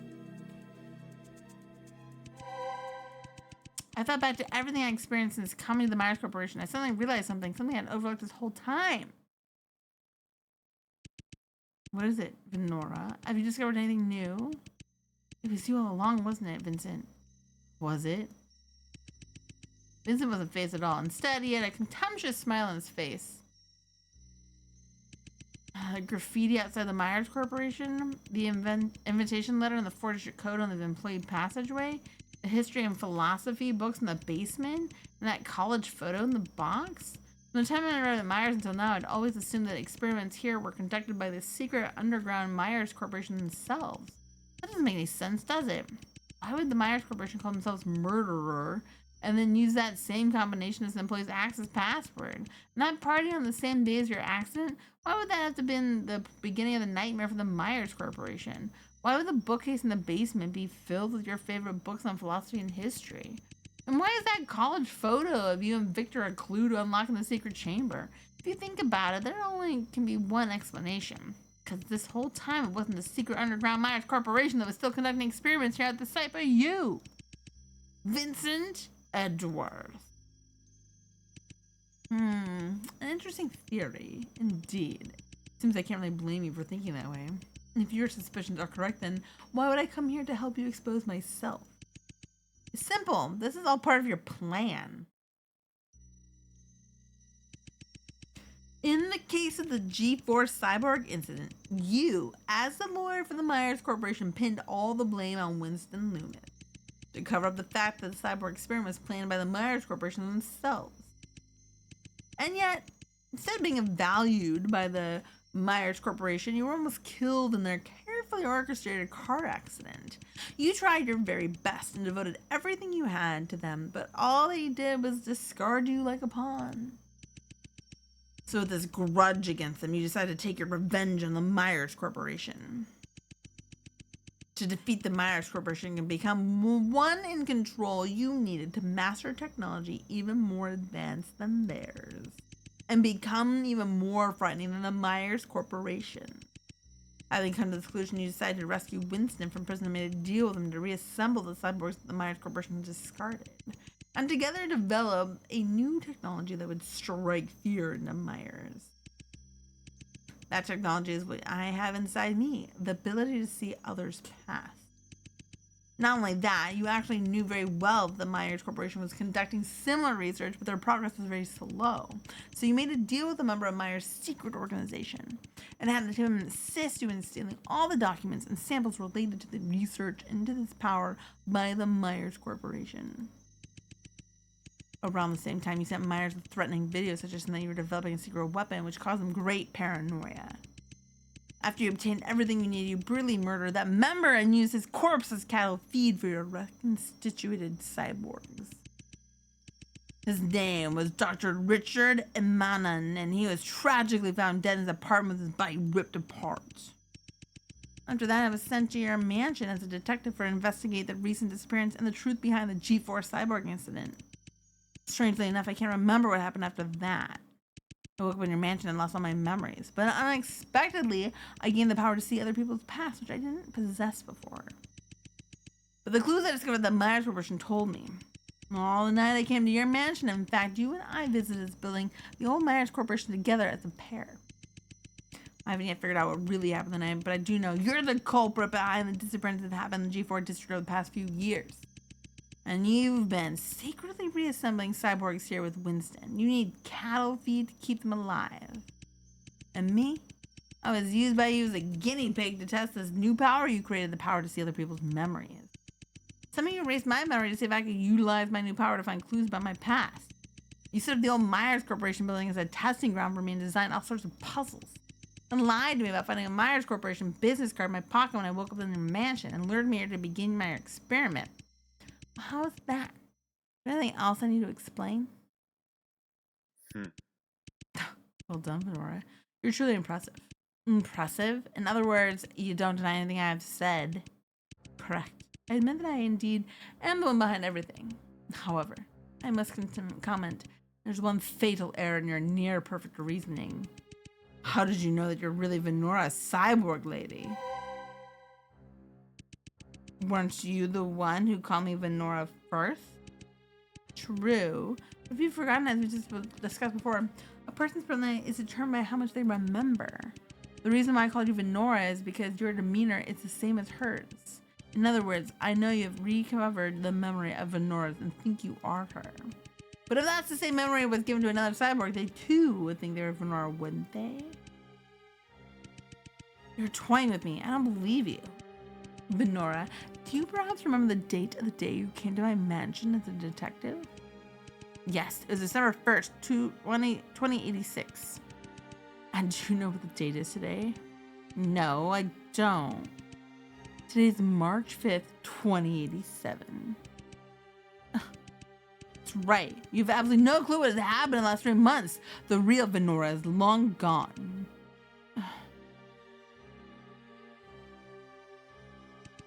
I apologize, Venora. I'm afraid I must end our conversation here. If I have to be honest, I too did not want to see everything end this way. However, I have no choice but to let you spend the rest of your life here with your kind.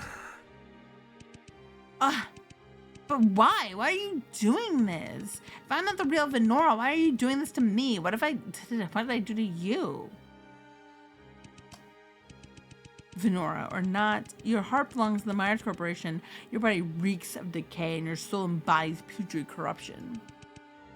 She is yours now, my friends. Wait!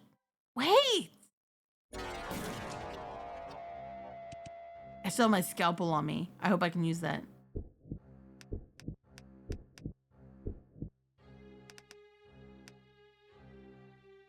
I'm saving it. Amidst the chaos, I subconsciously reach out with my right hand and grab the most accessible thing to me, Vincent's tie. I don't remember why I did that. But what I do remember is when I grabbed his tie, my vision started to blur again. Last thing I saw was a hint of panic on Vincent's face.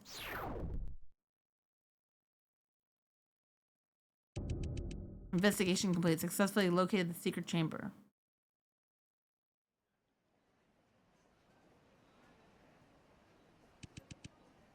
Vincent Edgeworth, is it? Here's your package. Have a nice day. Thank you very much.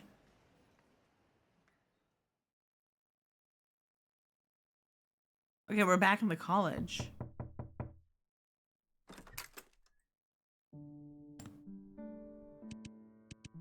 Oh, hey, Vincent. There you are. I was wondering why I hadn't seen you in the library. What's wrong, Vincent? You look a little down. Let me guess. Did that international kid from G2 piss you off again? No. Then what's the matter? Did something happen? I was hired by the Myers Corporation. I received my job offer letter from them today. Oh, what did you just say? This is wonderful news, Vincent. Congratulations. We should celebrate. Vincent, hasn't it been your lifelong dream to work for the Myers Corporation? Why are you looking so glum? Yes, it is indeed my dream to work with the Myers Corporation. It's just, it also means that everything at RMU is about to end. I never thought I'd feel such deep sorrow about leaving here. My 4 years have just flown by. Yeah, it's all coming to an end, isn't it? I still vividly remember when the first day we met. I can't believe that was 4 years ago. Speaking of which, the class will be having a graduation party tonight. Would you like to come with me, Vincent? Not interested. I'm not surprised at all. You know, Vincent, they all are your friends. There's nothing wrong with seeing them one last time. Wouldn't you agree? They're not my friends. Maybe you don't feel that way, but they do. They see you as their friend. I don't want to be friends with them. Just having you is enough. Awkward. Then how about just the two of us? Just you and me. There'd be nobody else. You're almost out of university yet. You've never had a drink, have you? My favorite bar is in town G4. Let me take you there, like a date. What do you think? When? How about 5 o'clock tonight? I'll drive us there, of course. That also means I won't be able to drink tonight. It's a deal then.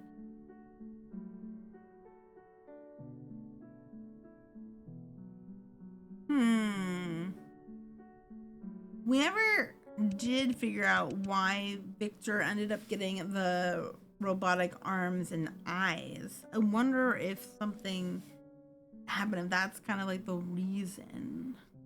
Are you ready, Vincent? Wait a second. Did you get your use hair gel in your head? What? No. Not like that, but you also changed into a new suit.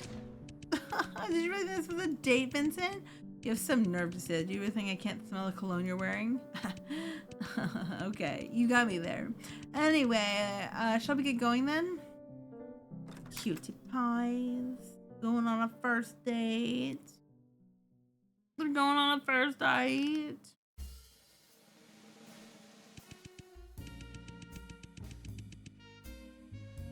Did you know an estimated 50 to 80% of life on Earth is located under the surface of the oceans?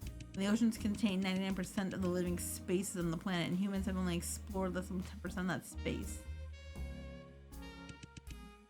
Oh, interesting. Not only that, but the oceans account for 96% of all water on the surface of the Earth, and the remainder is all freshwater in the forms of lakes, rivers, ice. At the same time, the ocean absorbs about 25% of the CO2 emitted into the atmosphere from human activities each year. This greatly reduces the impact of greenhouse gases on the climate.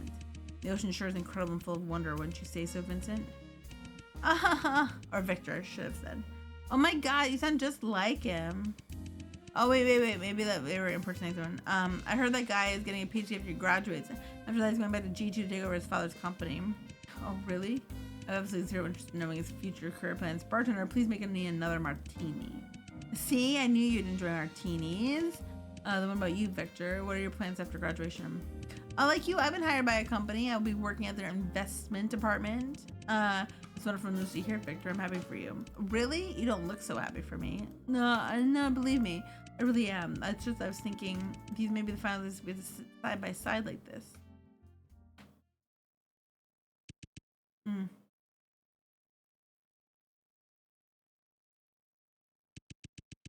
Guess you're getting too attached to me, huh? Does going into Myers Corporation alone make you nervous? Sometimes it really feels like you're reading my mind. Huh? What's this? A graduation present from me? Since you're going to be working at the Myers Corporation, I thought you would maybe consider changing your outfit. A black tie gives a more professional feel, don't you think? Thank you, Victor. I'll treasure it. Listen, my friend, what I'm going to say next may sound a little cheesy, but they're all words that come from the bottom of my heart. You remember the day we first met each other in our dorm? How could I ever forget? To tell the truth, I never thought we'd become best friends when I met you that day. I know, I did say that I was sure we would become great friends. However, I didn't really mean it at the time. But you've changed me so much in the last 4 years, perhaps you don't even really realize it yourself.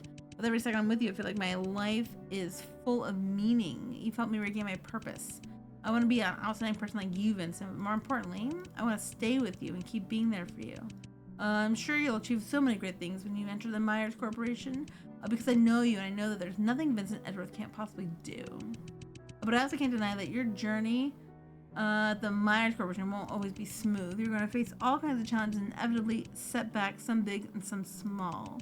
But I want you to know that wherever you feel overwhelmed and need a hand, whenever you need someone to reflect on the ups and downs of life with, you'll always have a dear friend always waiting for you at the investment department at the Myers Corporation. Could this be? My job offer, a letter from the Myers Corporation. I'm sorry, Vincent Edwards. I'm afraid you're not getting rid of me yet. Best friends forever for life. Vincent? Are you crying? Nothing is predestined in life. I've always believed that ever since I was a child. A person's destiny can be changed by no one but themselves. But the moment I finally realized I was wrong, so terribly wrong. The day we met at RMU, the moment he entered my life, everything was destined to change. Coming to RMU was my fate. Meeting him was my fate. Getting to know him was my fate. I just remember that there was a pet store near the bar. Want to go see some kittens? Oh, is that when they get the 3 cats? But just was one person is enough to transform your life. A corporation full of sin is also enough to take everything away from you.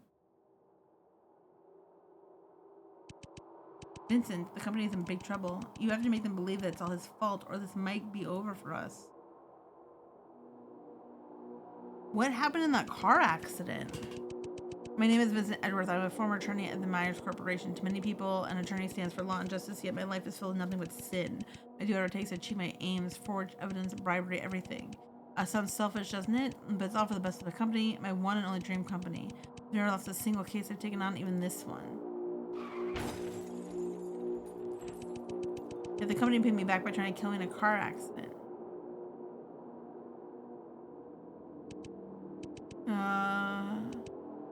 Pain, every single bone in my body was crushed. Some blood filled my vision, but somehow I survived.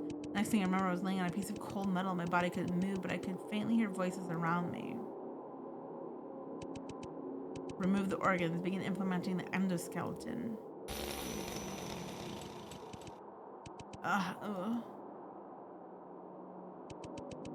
I wanted to struggle, I wanted to scream, but all I could do was watch it happen.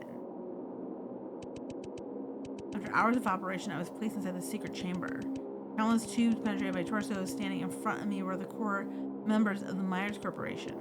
No, there was another figure, a figure that seemed so familiar, but at the same time different. My Myers. Mr. Myers? I feed him. A piece of raw meat was thrown in front of me, human flesh. I felt disgusted, but I couldn't help but engulf it. Leave him in the chamber and observe his behavior. Yes, Monsieur M. Wait, don't go. Tell me, why are you doing this? I did everything you asked. I devoted everything I had to this company. I know, Vincent. I know. I've seen all your efforts. And that's why I know you would be willing to take this little bit of pain for the company too, wouldn't you? No. Goodbye, Vincent Edgeworth. I hope you survive. No! I don't remember how long I was kept there. Every day, every second, that chamber felt so long. Revolting chunks of flesh, torn skin, and the unbearable pain. I felt that living was worse than death. I just wanted everything to be over. Ugh. My black tie. It had long been stained crimson with blood. Victor. I wonder how that guy's doing now. What would he think of me if he saw the monster I'd become? This is all part of my fate? To join the Myers Corporation alongside him, but then never be able to see him again? I'm the naive one after all. This entire time I was just another one of Myers' pawn. I was never truly accepted by them. Huh? You're asking me if a person's fate could be possibly changed? If I have to be honest, I can't give you an exact answer either. But what I do know is if that man is Vincent Edgeworth, then he will never let anyone dictate his destiny. No, destiny or not, this isn't the ending I wanted. They can crush every bone in my body and slice every inch of my skin, but I, Vincent Edgeworth, cannot accept spending the rest of my life here in this rotting, reeking chamber. I have so much more to achieve, and I have so many things that I want to see again. If I'm no longer human, even if it's no longer possible for me to return to a normal life, as long as I have one last grasp, I will claw my way back through hell.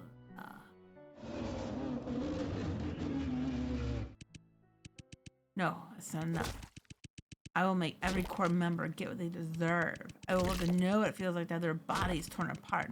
I will make Myers Corporation pay a painful price.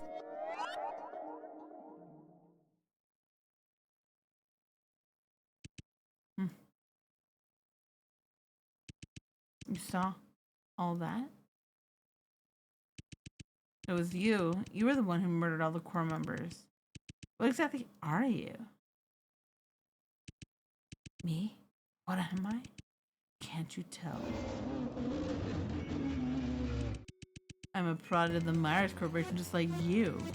Take a good look. This is how Myers Corporation treats a lawyer who's done everything they could for them. I know Myers isn't gone yet, but soon I will clean them all up. I let go of Vincent's tie and run out of the chamber at lightning speed. Outside the chamber, I once again see that mystery figurine. She was standing next to the box and hinting at something to me. I took the photo of the box and placed it in my pocket, and I ran quickly.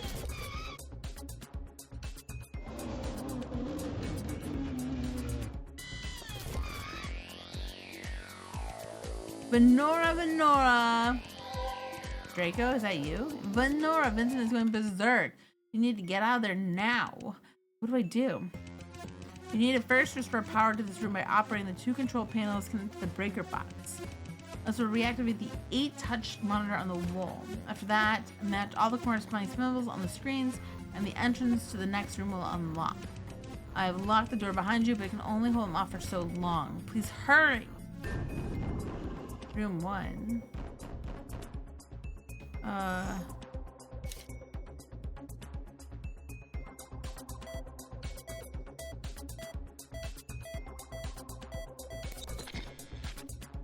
Oh, do I have to get to 5?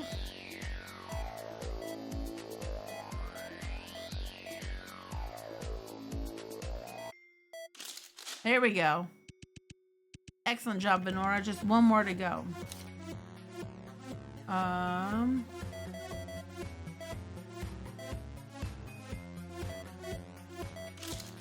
All right.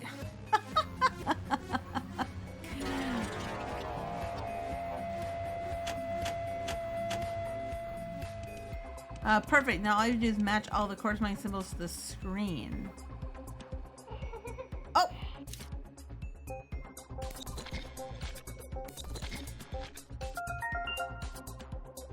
Oops, shit.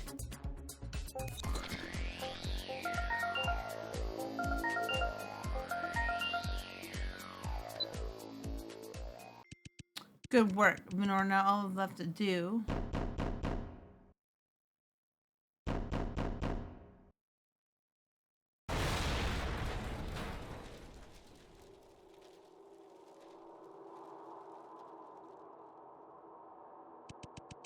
Venora, did you really think that you could get away?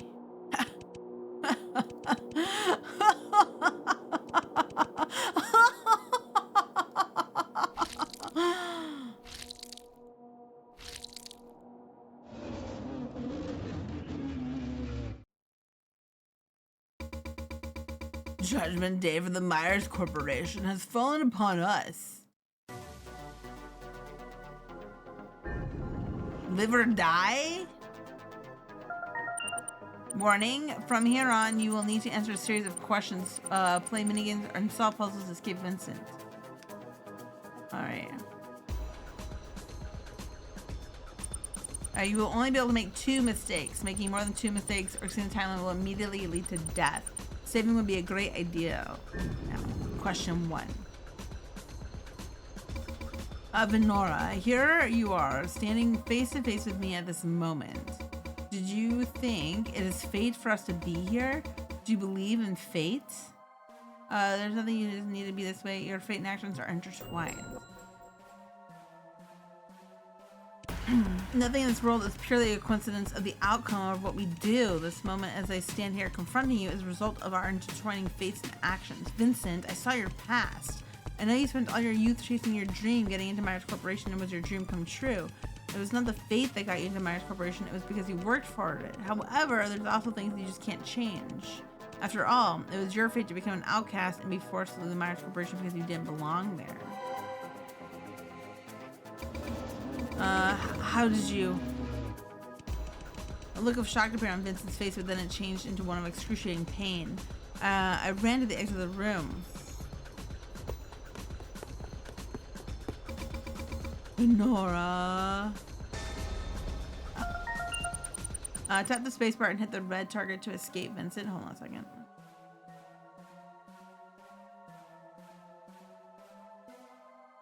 Hit the red target.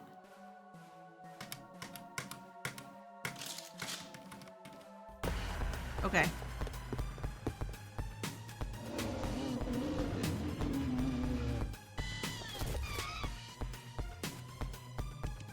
I'm not safe here, but this door should be enough to hold him off for a while. I need to solve the puzzle here and get out of this room as soon as possible. Room 2? What the fuck am I looking at? A teddy bear? Ammunition?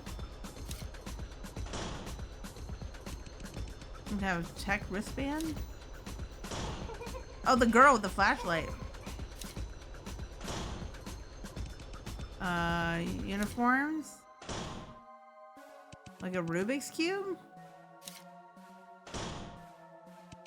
A bucket for cleaning, okay. I need to first restore power to the room.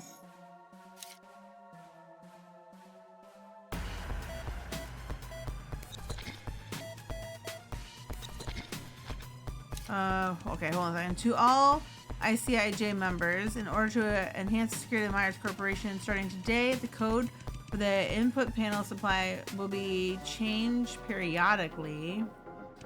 Also, at the same time, we will randomly select 4 members to assessment. The code for the power supply will reflect the assessment level of the members in the period from highest to lowest. Please pass this information on to everyone. What does that mean, highest to lowest? What?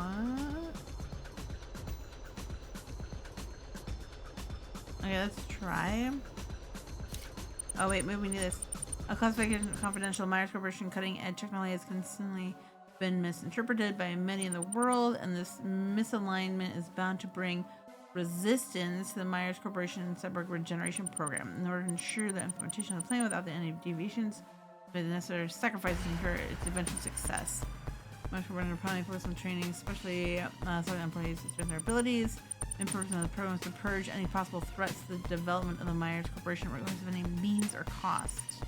A chaser, the member is highly efficient, decisive, and really makes mistakes. Their lethal power and quick reaction will make them top-breaking. Rating 9 out of 10. We have chaser, 9 out of 10. Infiltrator.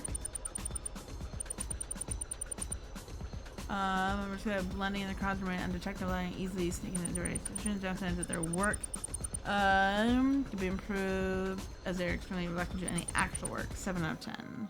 7 out of 10. The janitor's member has incredible speed and can freely move inside. Janitor. Specialism in garbage and testing, so it's keeping the ground sanitary. Rating 10 out of 10. So 10 out of 10. Okay. Inspector member as an uncommon inspector. Right. Well, so additionally, they're incredible liar and can eliminate the test. Rating 8 out of 10. 8 out of 10. So if it's gonna go from higher to lower, the janitor was the highest one. I'm pretty sure he's cleaning. So it's gonna go this little thing, and then we want. That's a Rubik's Cube. This is taken apart. The infiltrator, I think that's 7 out of 10. So I think that's gonna be this one. What do we have here? That's the flashlight. Is it some kind of high-tech wristband?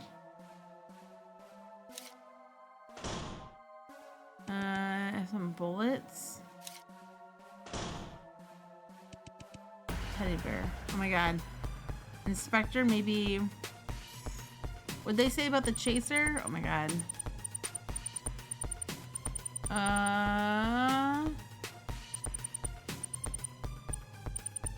Chaser, remember, is highly efficient, decisive, and rarely makes mistakes. They're lethal polymer. Makes them top ranking in task force of eliminating threats to March Corporation. Okay, so that's the ammunition, I'm assuming. Infiltrator's good at blending into crowds. 10 janitor. They want to keep everything clean. And then inspector has an uncommon ability to observe and reason, typically noticing any details that were glossed over. And additionally, their incredible liar can easily master true emotions. Okay, so I'm gonna guess that it's gonna be. We're going for the inspector. Oop, not that one. Which one had the ammunition? No, not that one. I think we want this one for the chase. And then we want the Rubik's Cube for... Where's the Rubik's? This one? No. I keep doing the wrong one. I think the Rubik's Cube is this one, right? Okay. Okay. So let's try that. So if we're trying to get from high to low, so we want one, this one, and then no? Well, they said it was gonna be. I thought they said it was gonna be high to low. Trying to take the code here also at the same time for code for the power system will reflect the assessment level of the numbers during that period from highest to lowest. Please inform us.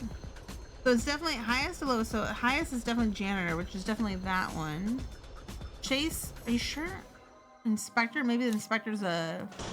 Maybe that's the inspector instead. A flashlight. We can try that one instead. All right. So if it's highest to lowest, it's going to be janitor. Then the ammunitions. We can try the key. And then the infiltrator. There we go. Okay. I had the wrong one for the end. All right. Room exit. I need to first restore. Oh. Oops. Oh, I see.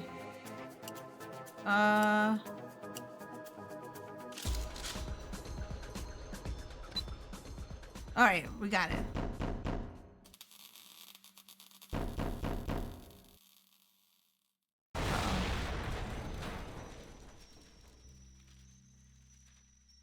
Uh-oh. The unbearable torture of my body being crushed. The agonizing pain of my blood being drained. I remember everything, Venora. Remember it all. And I will never forgive the Myers Corporation. I will slaughter them all. Each and every one of them. Oh my god, okay. Let's save it again. Question 2. As long as I'm still alive, as long as I still have my last breath, I will search every corner of the G4 district, track every down remaining Myers scum, scrap every inch of their skin, and grind their bodies into a fine dust. Deceit, betrayal, 6 long years of waiting, I will have a revenge. Venora, are you prepared for your judgment? You'll still be a monster? I don't think he cares. Wrong. Ugh. How that would you any minds do the goals, murder, bribery, human extinction. You're not as noble as you think, you're just like any other dude. Venora, do you really think I don't realize it? Do you think I care about that? Nothing will stop my revenge, just like nothing will let me escape. Oh! Ugh. Your plan will not succeed. Wrong again? Oh, it was the middle one! I thought you wouldn't care about being a monster. Wake up, Vincent. Don't let your imagination run wild. You really think you can defeat the Myers Corporation? Nothing of their power. You're lucky you even survived this long. If you continue to push yourself to the very edge of life and death, it will eventually come back to bite you. Give it up. You won't succeed. Venora, do you really think I care about my own life after coming this far? No matter what happens, I will not abandon my revenge. I will destroy Myers completely. Alright, that's the end of my last one. Oh, maybe that was it. At least I get 2. Oh, we died. I'm pretty sure. Yeah. Okay. I almost did the middle one, but I was like, he's not going to care about being a monster, but he did, I guess. Game overs. Let's load it. Let's load it up. Now we know. You'll still be a monster. Oh, murdering the entire Myers Corporation, you say? To be honest, I don't really care. Even if it's your plan, I'm not going to out of my way to stop you. But Vincent, you need to realize that there's only one thing that you cannot change. Whether the Myers Corporation exists or not, you are and will always be a monster rejected by society with no future. Oh, I know what you're thinking. No, I still have Victor. I'm not alone. But Vincent, Victor is not like you. He's just a human. Sooner or later, you'll lose him, and then you'll have nothing left in the world. Oh, that was a low blow. What did you say? Vincent's expression was filled with even more sorrow. A steady stream of blood flowed from his eye sockets. All right, and away we go. Oh, here. Oh, shit. That was bad.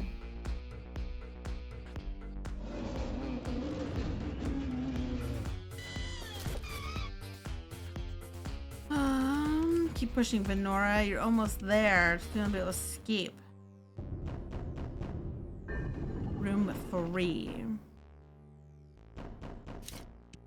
We have July 23rd, 2081. Sunny. I never thought that Victor would actually agree to my request. Although he's always the first person to help me with my troubles, no matter what I've asked of him. My request this time is just unprecedented. In order to accomplish it, Victor will have to make a huge sacrifice. I must admit that I will feel very guilty and simultaneously worried because I'm not sure how serious this will affect him. But I have no choice. Victor is the only person I can trust. This role has to be filled by no one but him. Rain. The work carrier has been cultured in the containment unit. And the memories have been successfully implemented into the memory core. Victor did have one request. He wanted all memories to take place before that thing happened. Although Carrier won't actually remember those, I could understand why Victor would want that. I complied. No, this isn't even possible. Everything was going so well, but his eyes, I couldn't believe it. They looked exactly the same. Unlike the text before last son's diary looked like it was hastily written by a trembling hand. I need to first restore power. Oh, what are we looking at?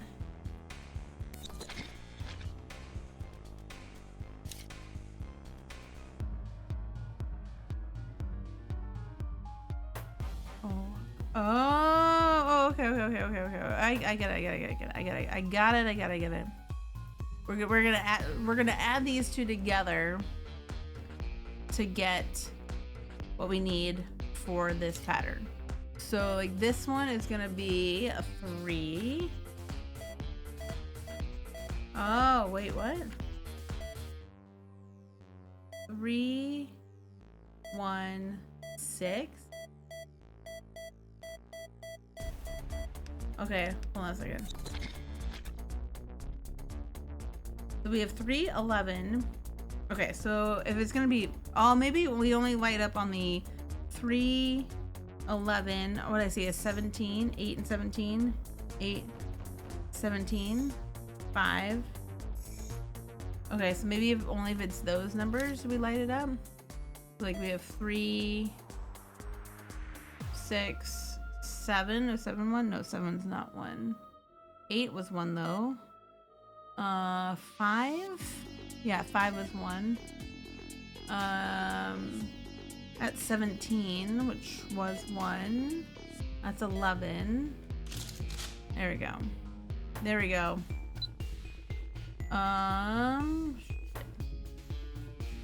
Oops. Now what?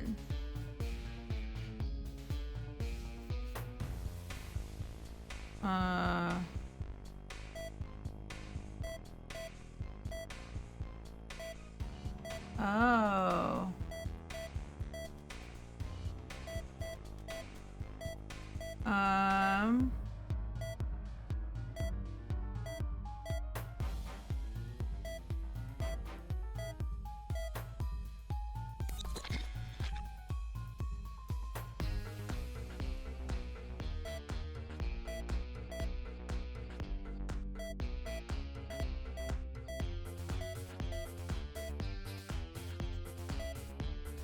What is this? So this has to be a person at the end.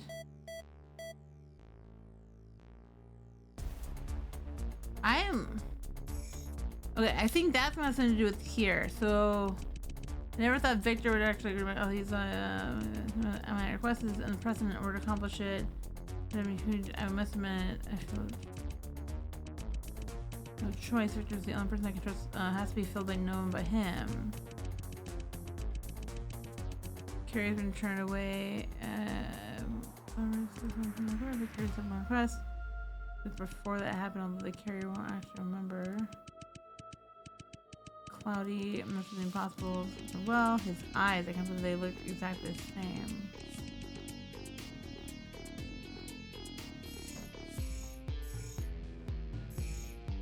Okay.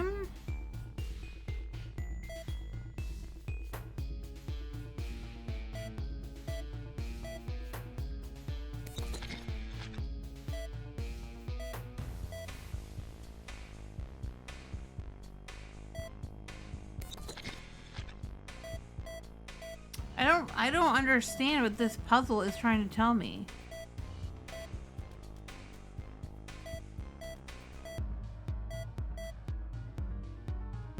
So we know he likes martinis.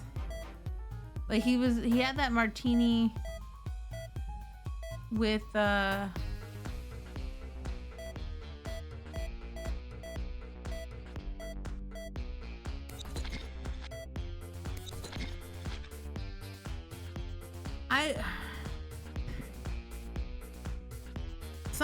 so I'm not sure what this is, but this is like obviously DNA, and then this is like a person.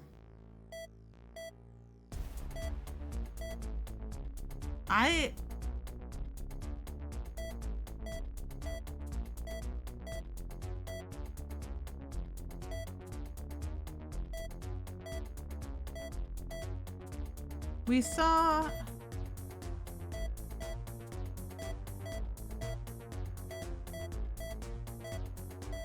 I don't know. I am completely I'm assuming that has to be this one. Sunny. Yeah, Victor would agree to my quest.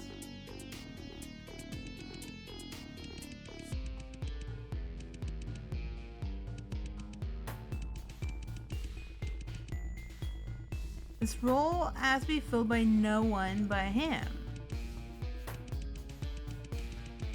Rain.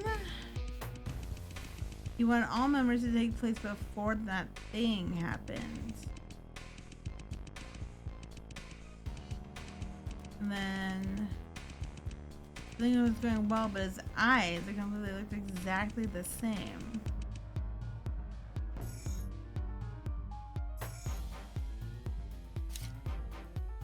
What the fuck are they trying to say here? I haven't seen any of them smoke.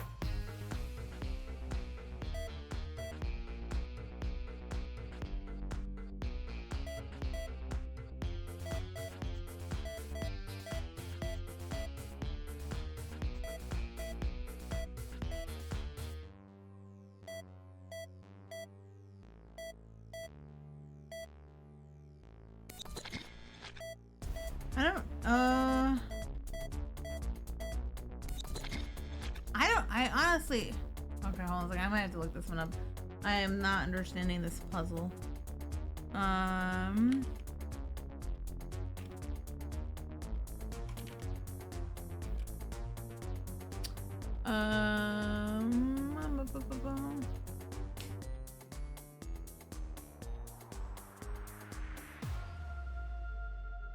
I need,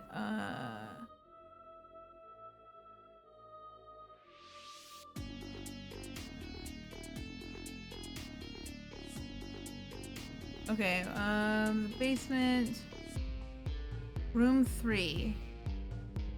Right in the desk shows the expert from Vincent's diary and that Vincent was working.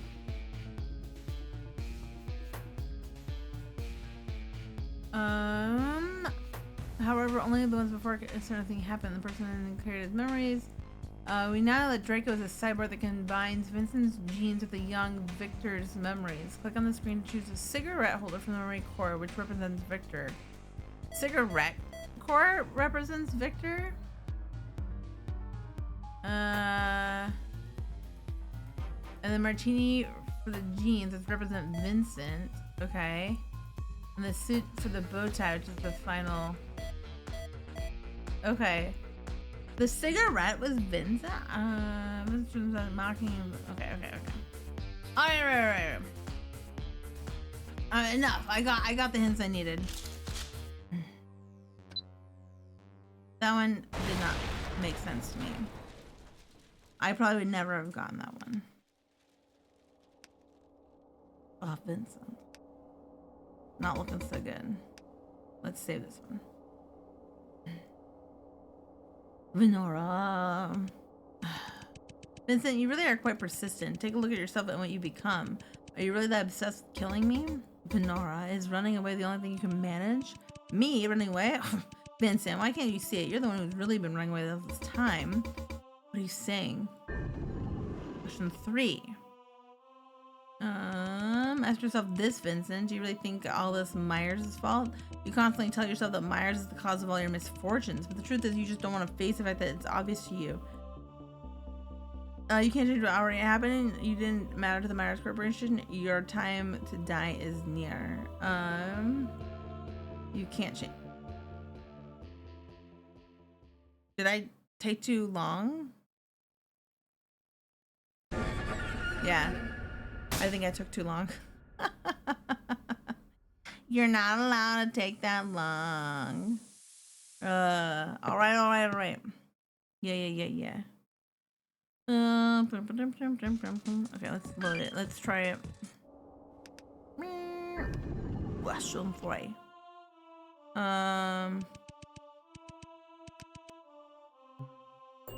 Correct. Okay, that's what I was just about to click that when I took quote unquote too long. Facing Vincent, you're just using your revenge to distract yourself from something you can't accept because in your heart you don't want to admit that what happened in the past can no longer be changed. Perjury, bribery, you committed countless crimes as a lawyer, but you did not do those because you wanted to. Yes, Myers Corporation was the dream company company you worked for, so to get into. Of course you'd do anything for them. That's what you tell yourself, isn't it? But the truth is you just wanted to fit in. You just wanted to be accepted by Myers. Ever since your childhood, you've always been a kid who was excluded by others. Despite that, you never tried to hide who you really were until you entered the Myers Corporation. You started to put on a fake smile. You started to imitate others just because you wanted to be accepted by them. But just when you thought everything was going so smoothly, all of that happened. Only did you realize how foolish you'd been. You wanted to go back in time. You wanted to go back to the RMU and start all over again. I pulled the picture of Vincent and Victor together at the university in my pocket. That is... Vincent stretched out his non-existent right hand to reach for the picture. It's only when you're with Victor that you take off your mask and show who you really are. You always seem so impatient with him, but that's the real you. Everything was ordinary then, but it was the happiest time of your life. You missed that time. But sadly, Vincent, I tore the photo into pieces. You can never go back in time. You can't change what was already happened. No. We're safe. All right. for now. Vincent wanted to charge at me, but as he tried to do so, his crumbling body made him collapse to the ground.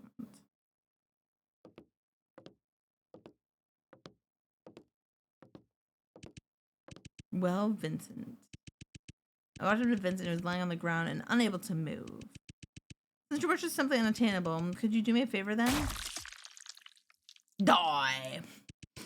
I had to kill him anyways. It's what I was commanded to do. I lifted my right foot and stomped it into Vincent's face. Okay, that's a little much. Okay, I had a scalpel. I mean, I could have just done something else. I was stomp on his face. That's a little extra violent. Please give up your futile efforts and disappear from this world. Okay, I think Venora has some anger issues as well going on right now. Okay, I'm just saying. I lifted my blood-stained foot and stomped his face again. You've already caused so much trouble for the Myers Corporation. If you could do this one small favor, we'd greatly appreciate it.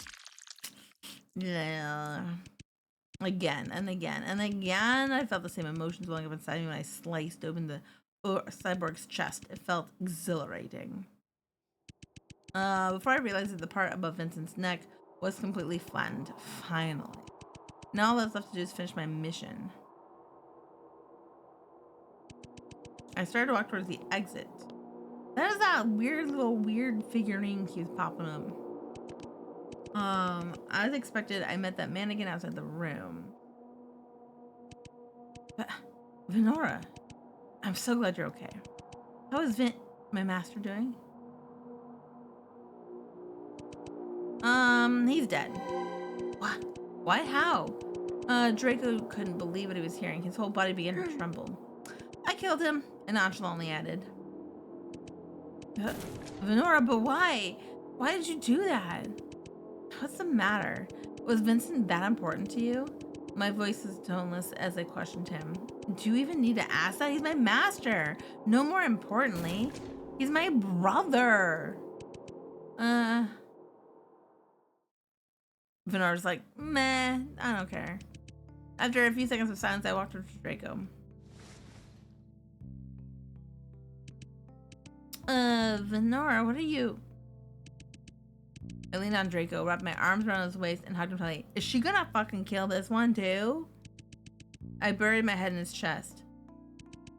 I'm sorry, Draco. I had no choice. I didn't want to kill him either. But I know you'll forgive me, right? I eagerly look up at Draco. Because to you, I'm more important than Vincent. Isn't that right? But... I raised my left hand and gently touched Draco's cheek with the tips of my finger. I could feel his face heating up. Draco, let it just be you and me, just the two of us. We don't need Vincent. Let us both escape from here and live together forever. Venora. After a moment of hesitation, Draco slowly raised his arms and wrapped them around me. Oh, yeah, we killed him. I took out the scalpel I'd been hiding in my pocket and thrust it deep into Draco's chest. God, we're terrible. Again and again and again. Venora has a lot of issues, okay? Found it. From Draco's shredded chest, I pulled a round spherical device.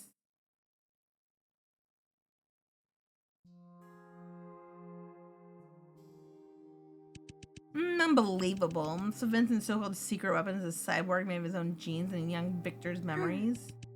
Honestly, now that I think about it, you and Victor are indeed alike. Whenever you become too obsessed with someone, you lose all your rationality.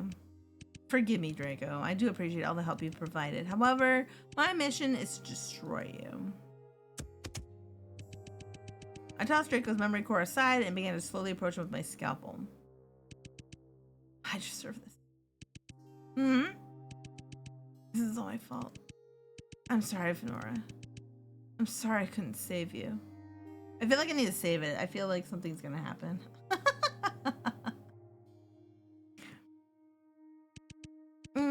Goodbye, Draco.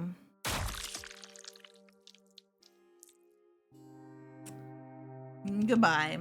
After that, I took the elevator from the other end of the basement back to the lobby of the Myers Corporation alone. When I walked out of the Myers Corporation, I realized it was already the next morning. A man in blue greeted me at the gate as if he'd been expecting me. Oh, Inspector. It's been a while. Welcome back to the Underground Miners Corporation. What's this? Inspector, what's upsetting you? What are all these tears about?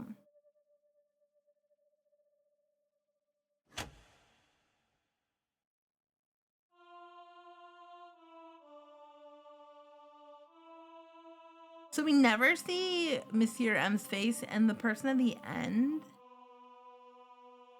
I'm kind of wondering about Vincent. Like we saw Vincent once, and he made us choose a direction, and then we never saw Victor again. And then Vincent saw like, I can't take it. I'm kind of like, what?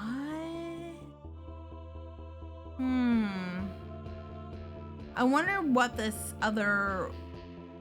I don't have time tonight. I'm not sure if I have to do the whole thing again, or like if I can just, if it knows that I went through the one time, if I can go back to my save. Probably not though, right?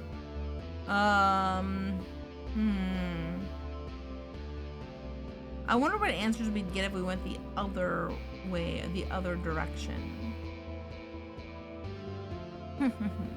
It was interesting. I did not expect her to take out Draco. That was pretty interesting.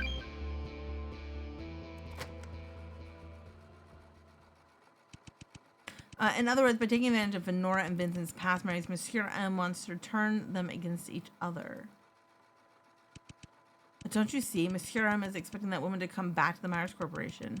By making use of her special power, he wants to make her misunderstand her very own past. Let's just say, in the absence of all your memories, if all you could see in your own past are heinous crimes, you will definitely think you are just a wicked person as well. In that case, we must interfere with Miss Sharlam's plans and stop her from investigating the Myers Corporation. She needs to remember who she truly was before falling into Miss Sharlam's trap. My dear infiltrator, did you really think everything was going to be so effortless? What you don't know is her power isn't as simple as seeing her past. She can also see possibilities of the future. What did you say? So is that why when I did, like...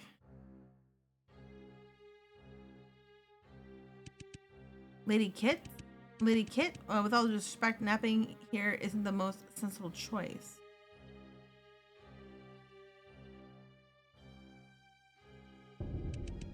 Chapter 4, the end. To be continued. Huh. Interesting.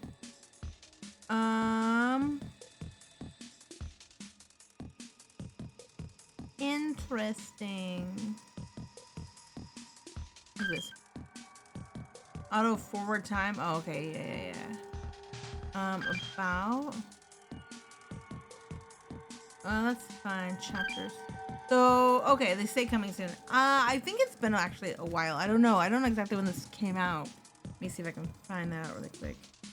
So I wonder if I could go back now and return to the other ending. Let's say when this one came out.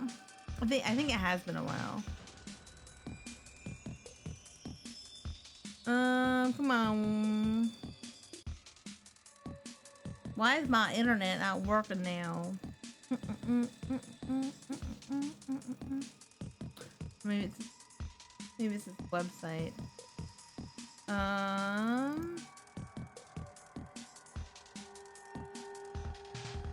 have to figure it out later. That's weird. Anyways, I'm definitely not gonna go down the other pattern right now, but let me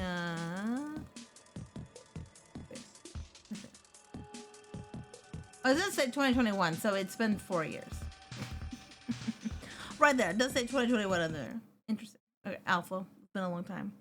But that was interesting. The premise is very nice, and I do like I said, I like a lot of the artwork and stuff too. I don't have a brain power. I don't have the brain power for any more games. No brain. Oops, I always pick the wrong. Let me fix.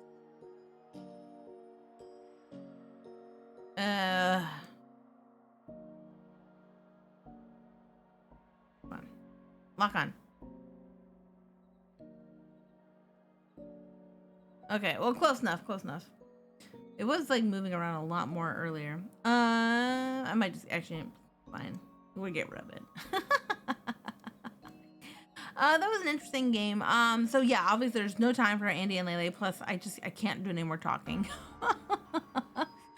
So I'm not sure if I'll do Andy Lele over the week next week, or if I want to have like a special weekend one for Andy and Lele. I would like to have a longer time to do like all the chapters. I definitely want to redo all of them because I don't remember them very well. So I'd like to do that. So we'll see. Maybe I'll throw in a special weekend one. I haven't done one of those in a while. I kind of been thinking about maybe doing like one Saturday or Sunday a month kind of a thing as like a little bonus kind of. But we'll see. We'll see what my schedule's like. It's been kind of nice taking it easy. Plus the cats. I don't get to sleep in anymore because they are little monsters. No more sleeping in for this little fox. Those tiny monsters have destroyed any possibility of sleeping in. But that's just kind of thing. I do have a couple other spooky games I've got on my dock. So I'm not sure. I will put up a schedule on either Saturday or Sunday at the latest. So keep your eye out for that.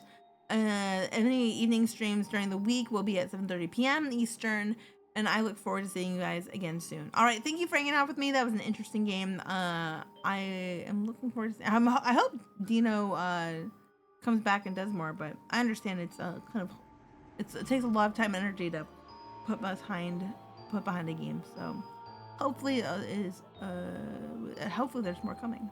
All right, you guys, take care, and I will see you soon. I got to get me some sleep. I got to get ready for work. You guys, you take care, okay? Thank you so much. Bye, guys. Bye.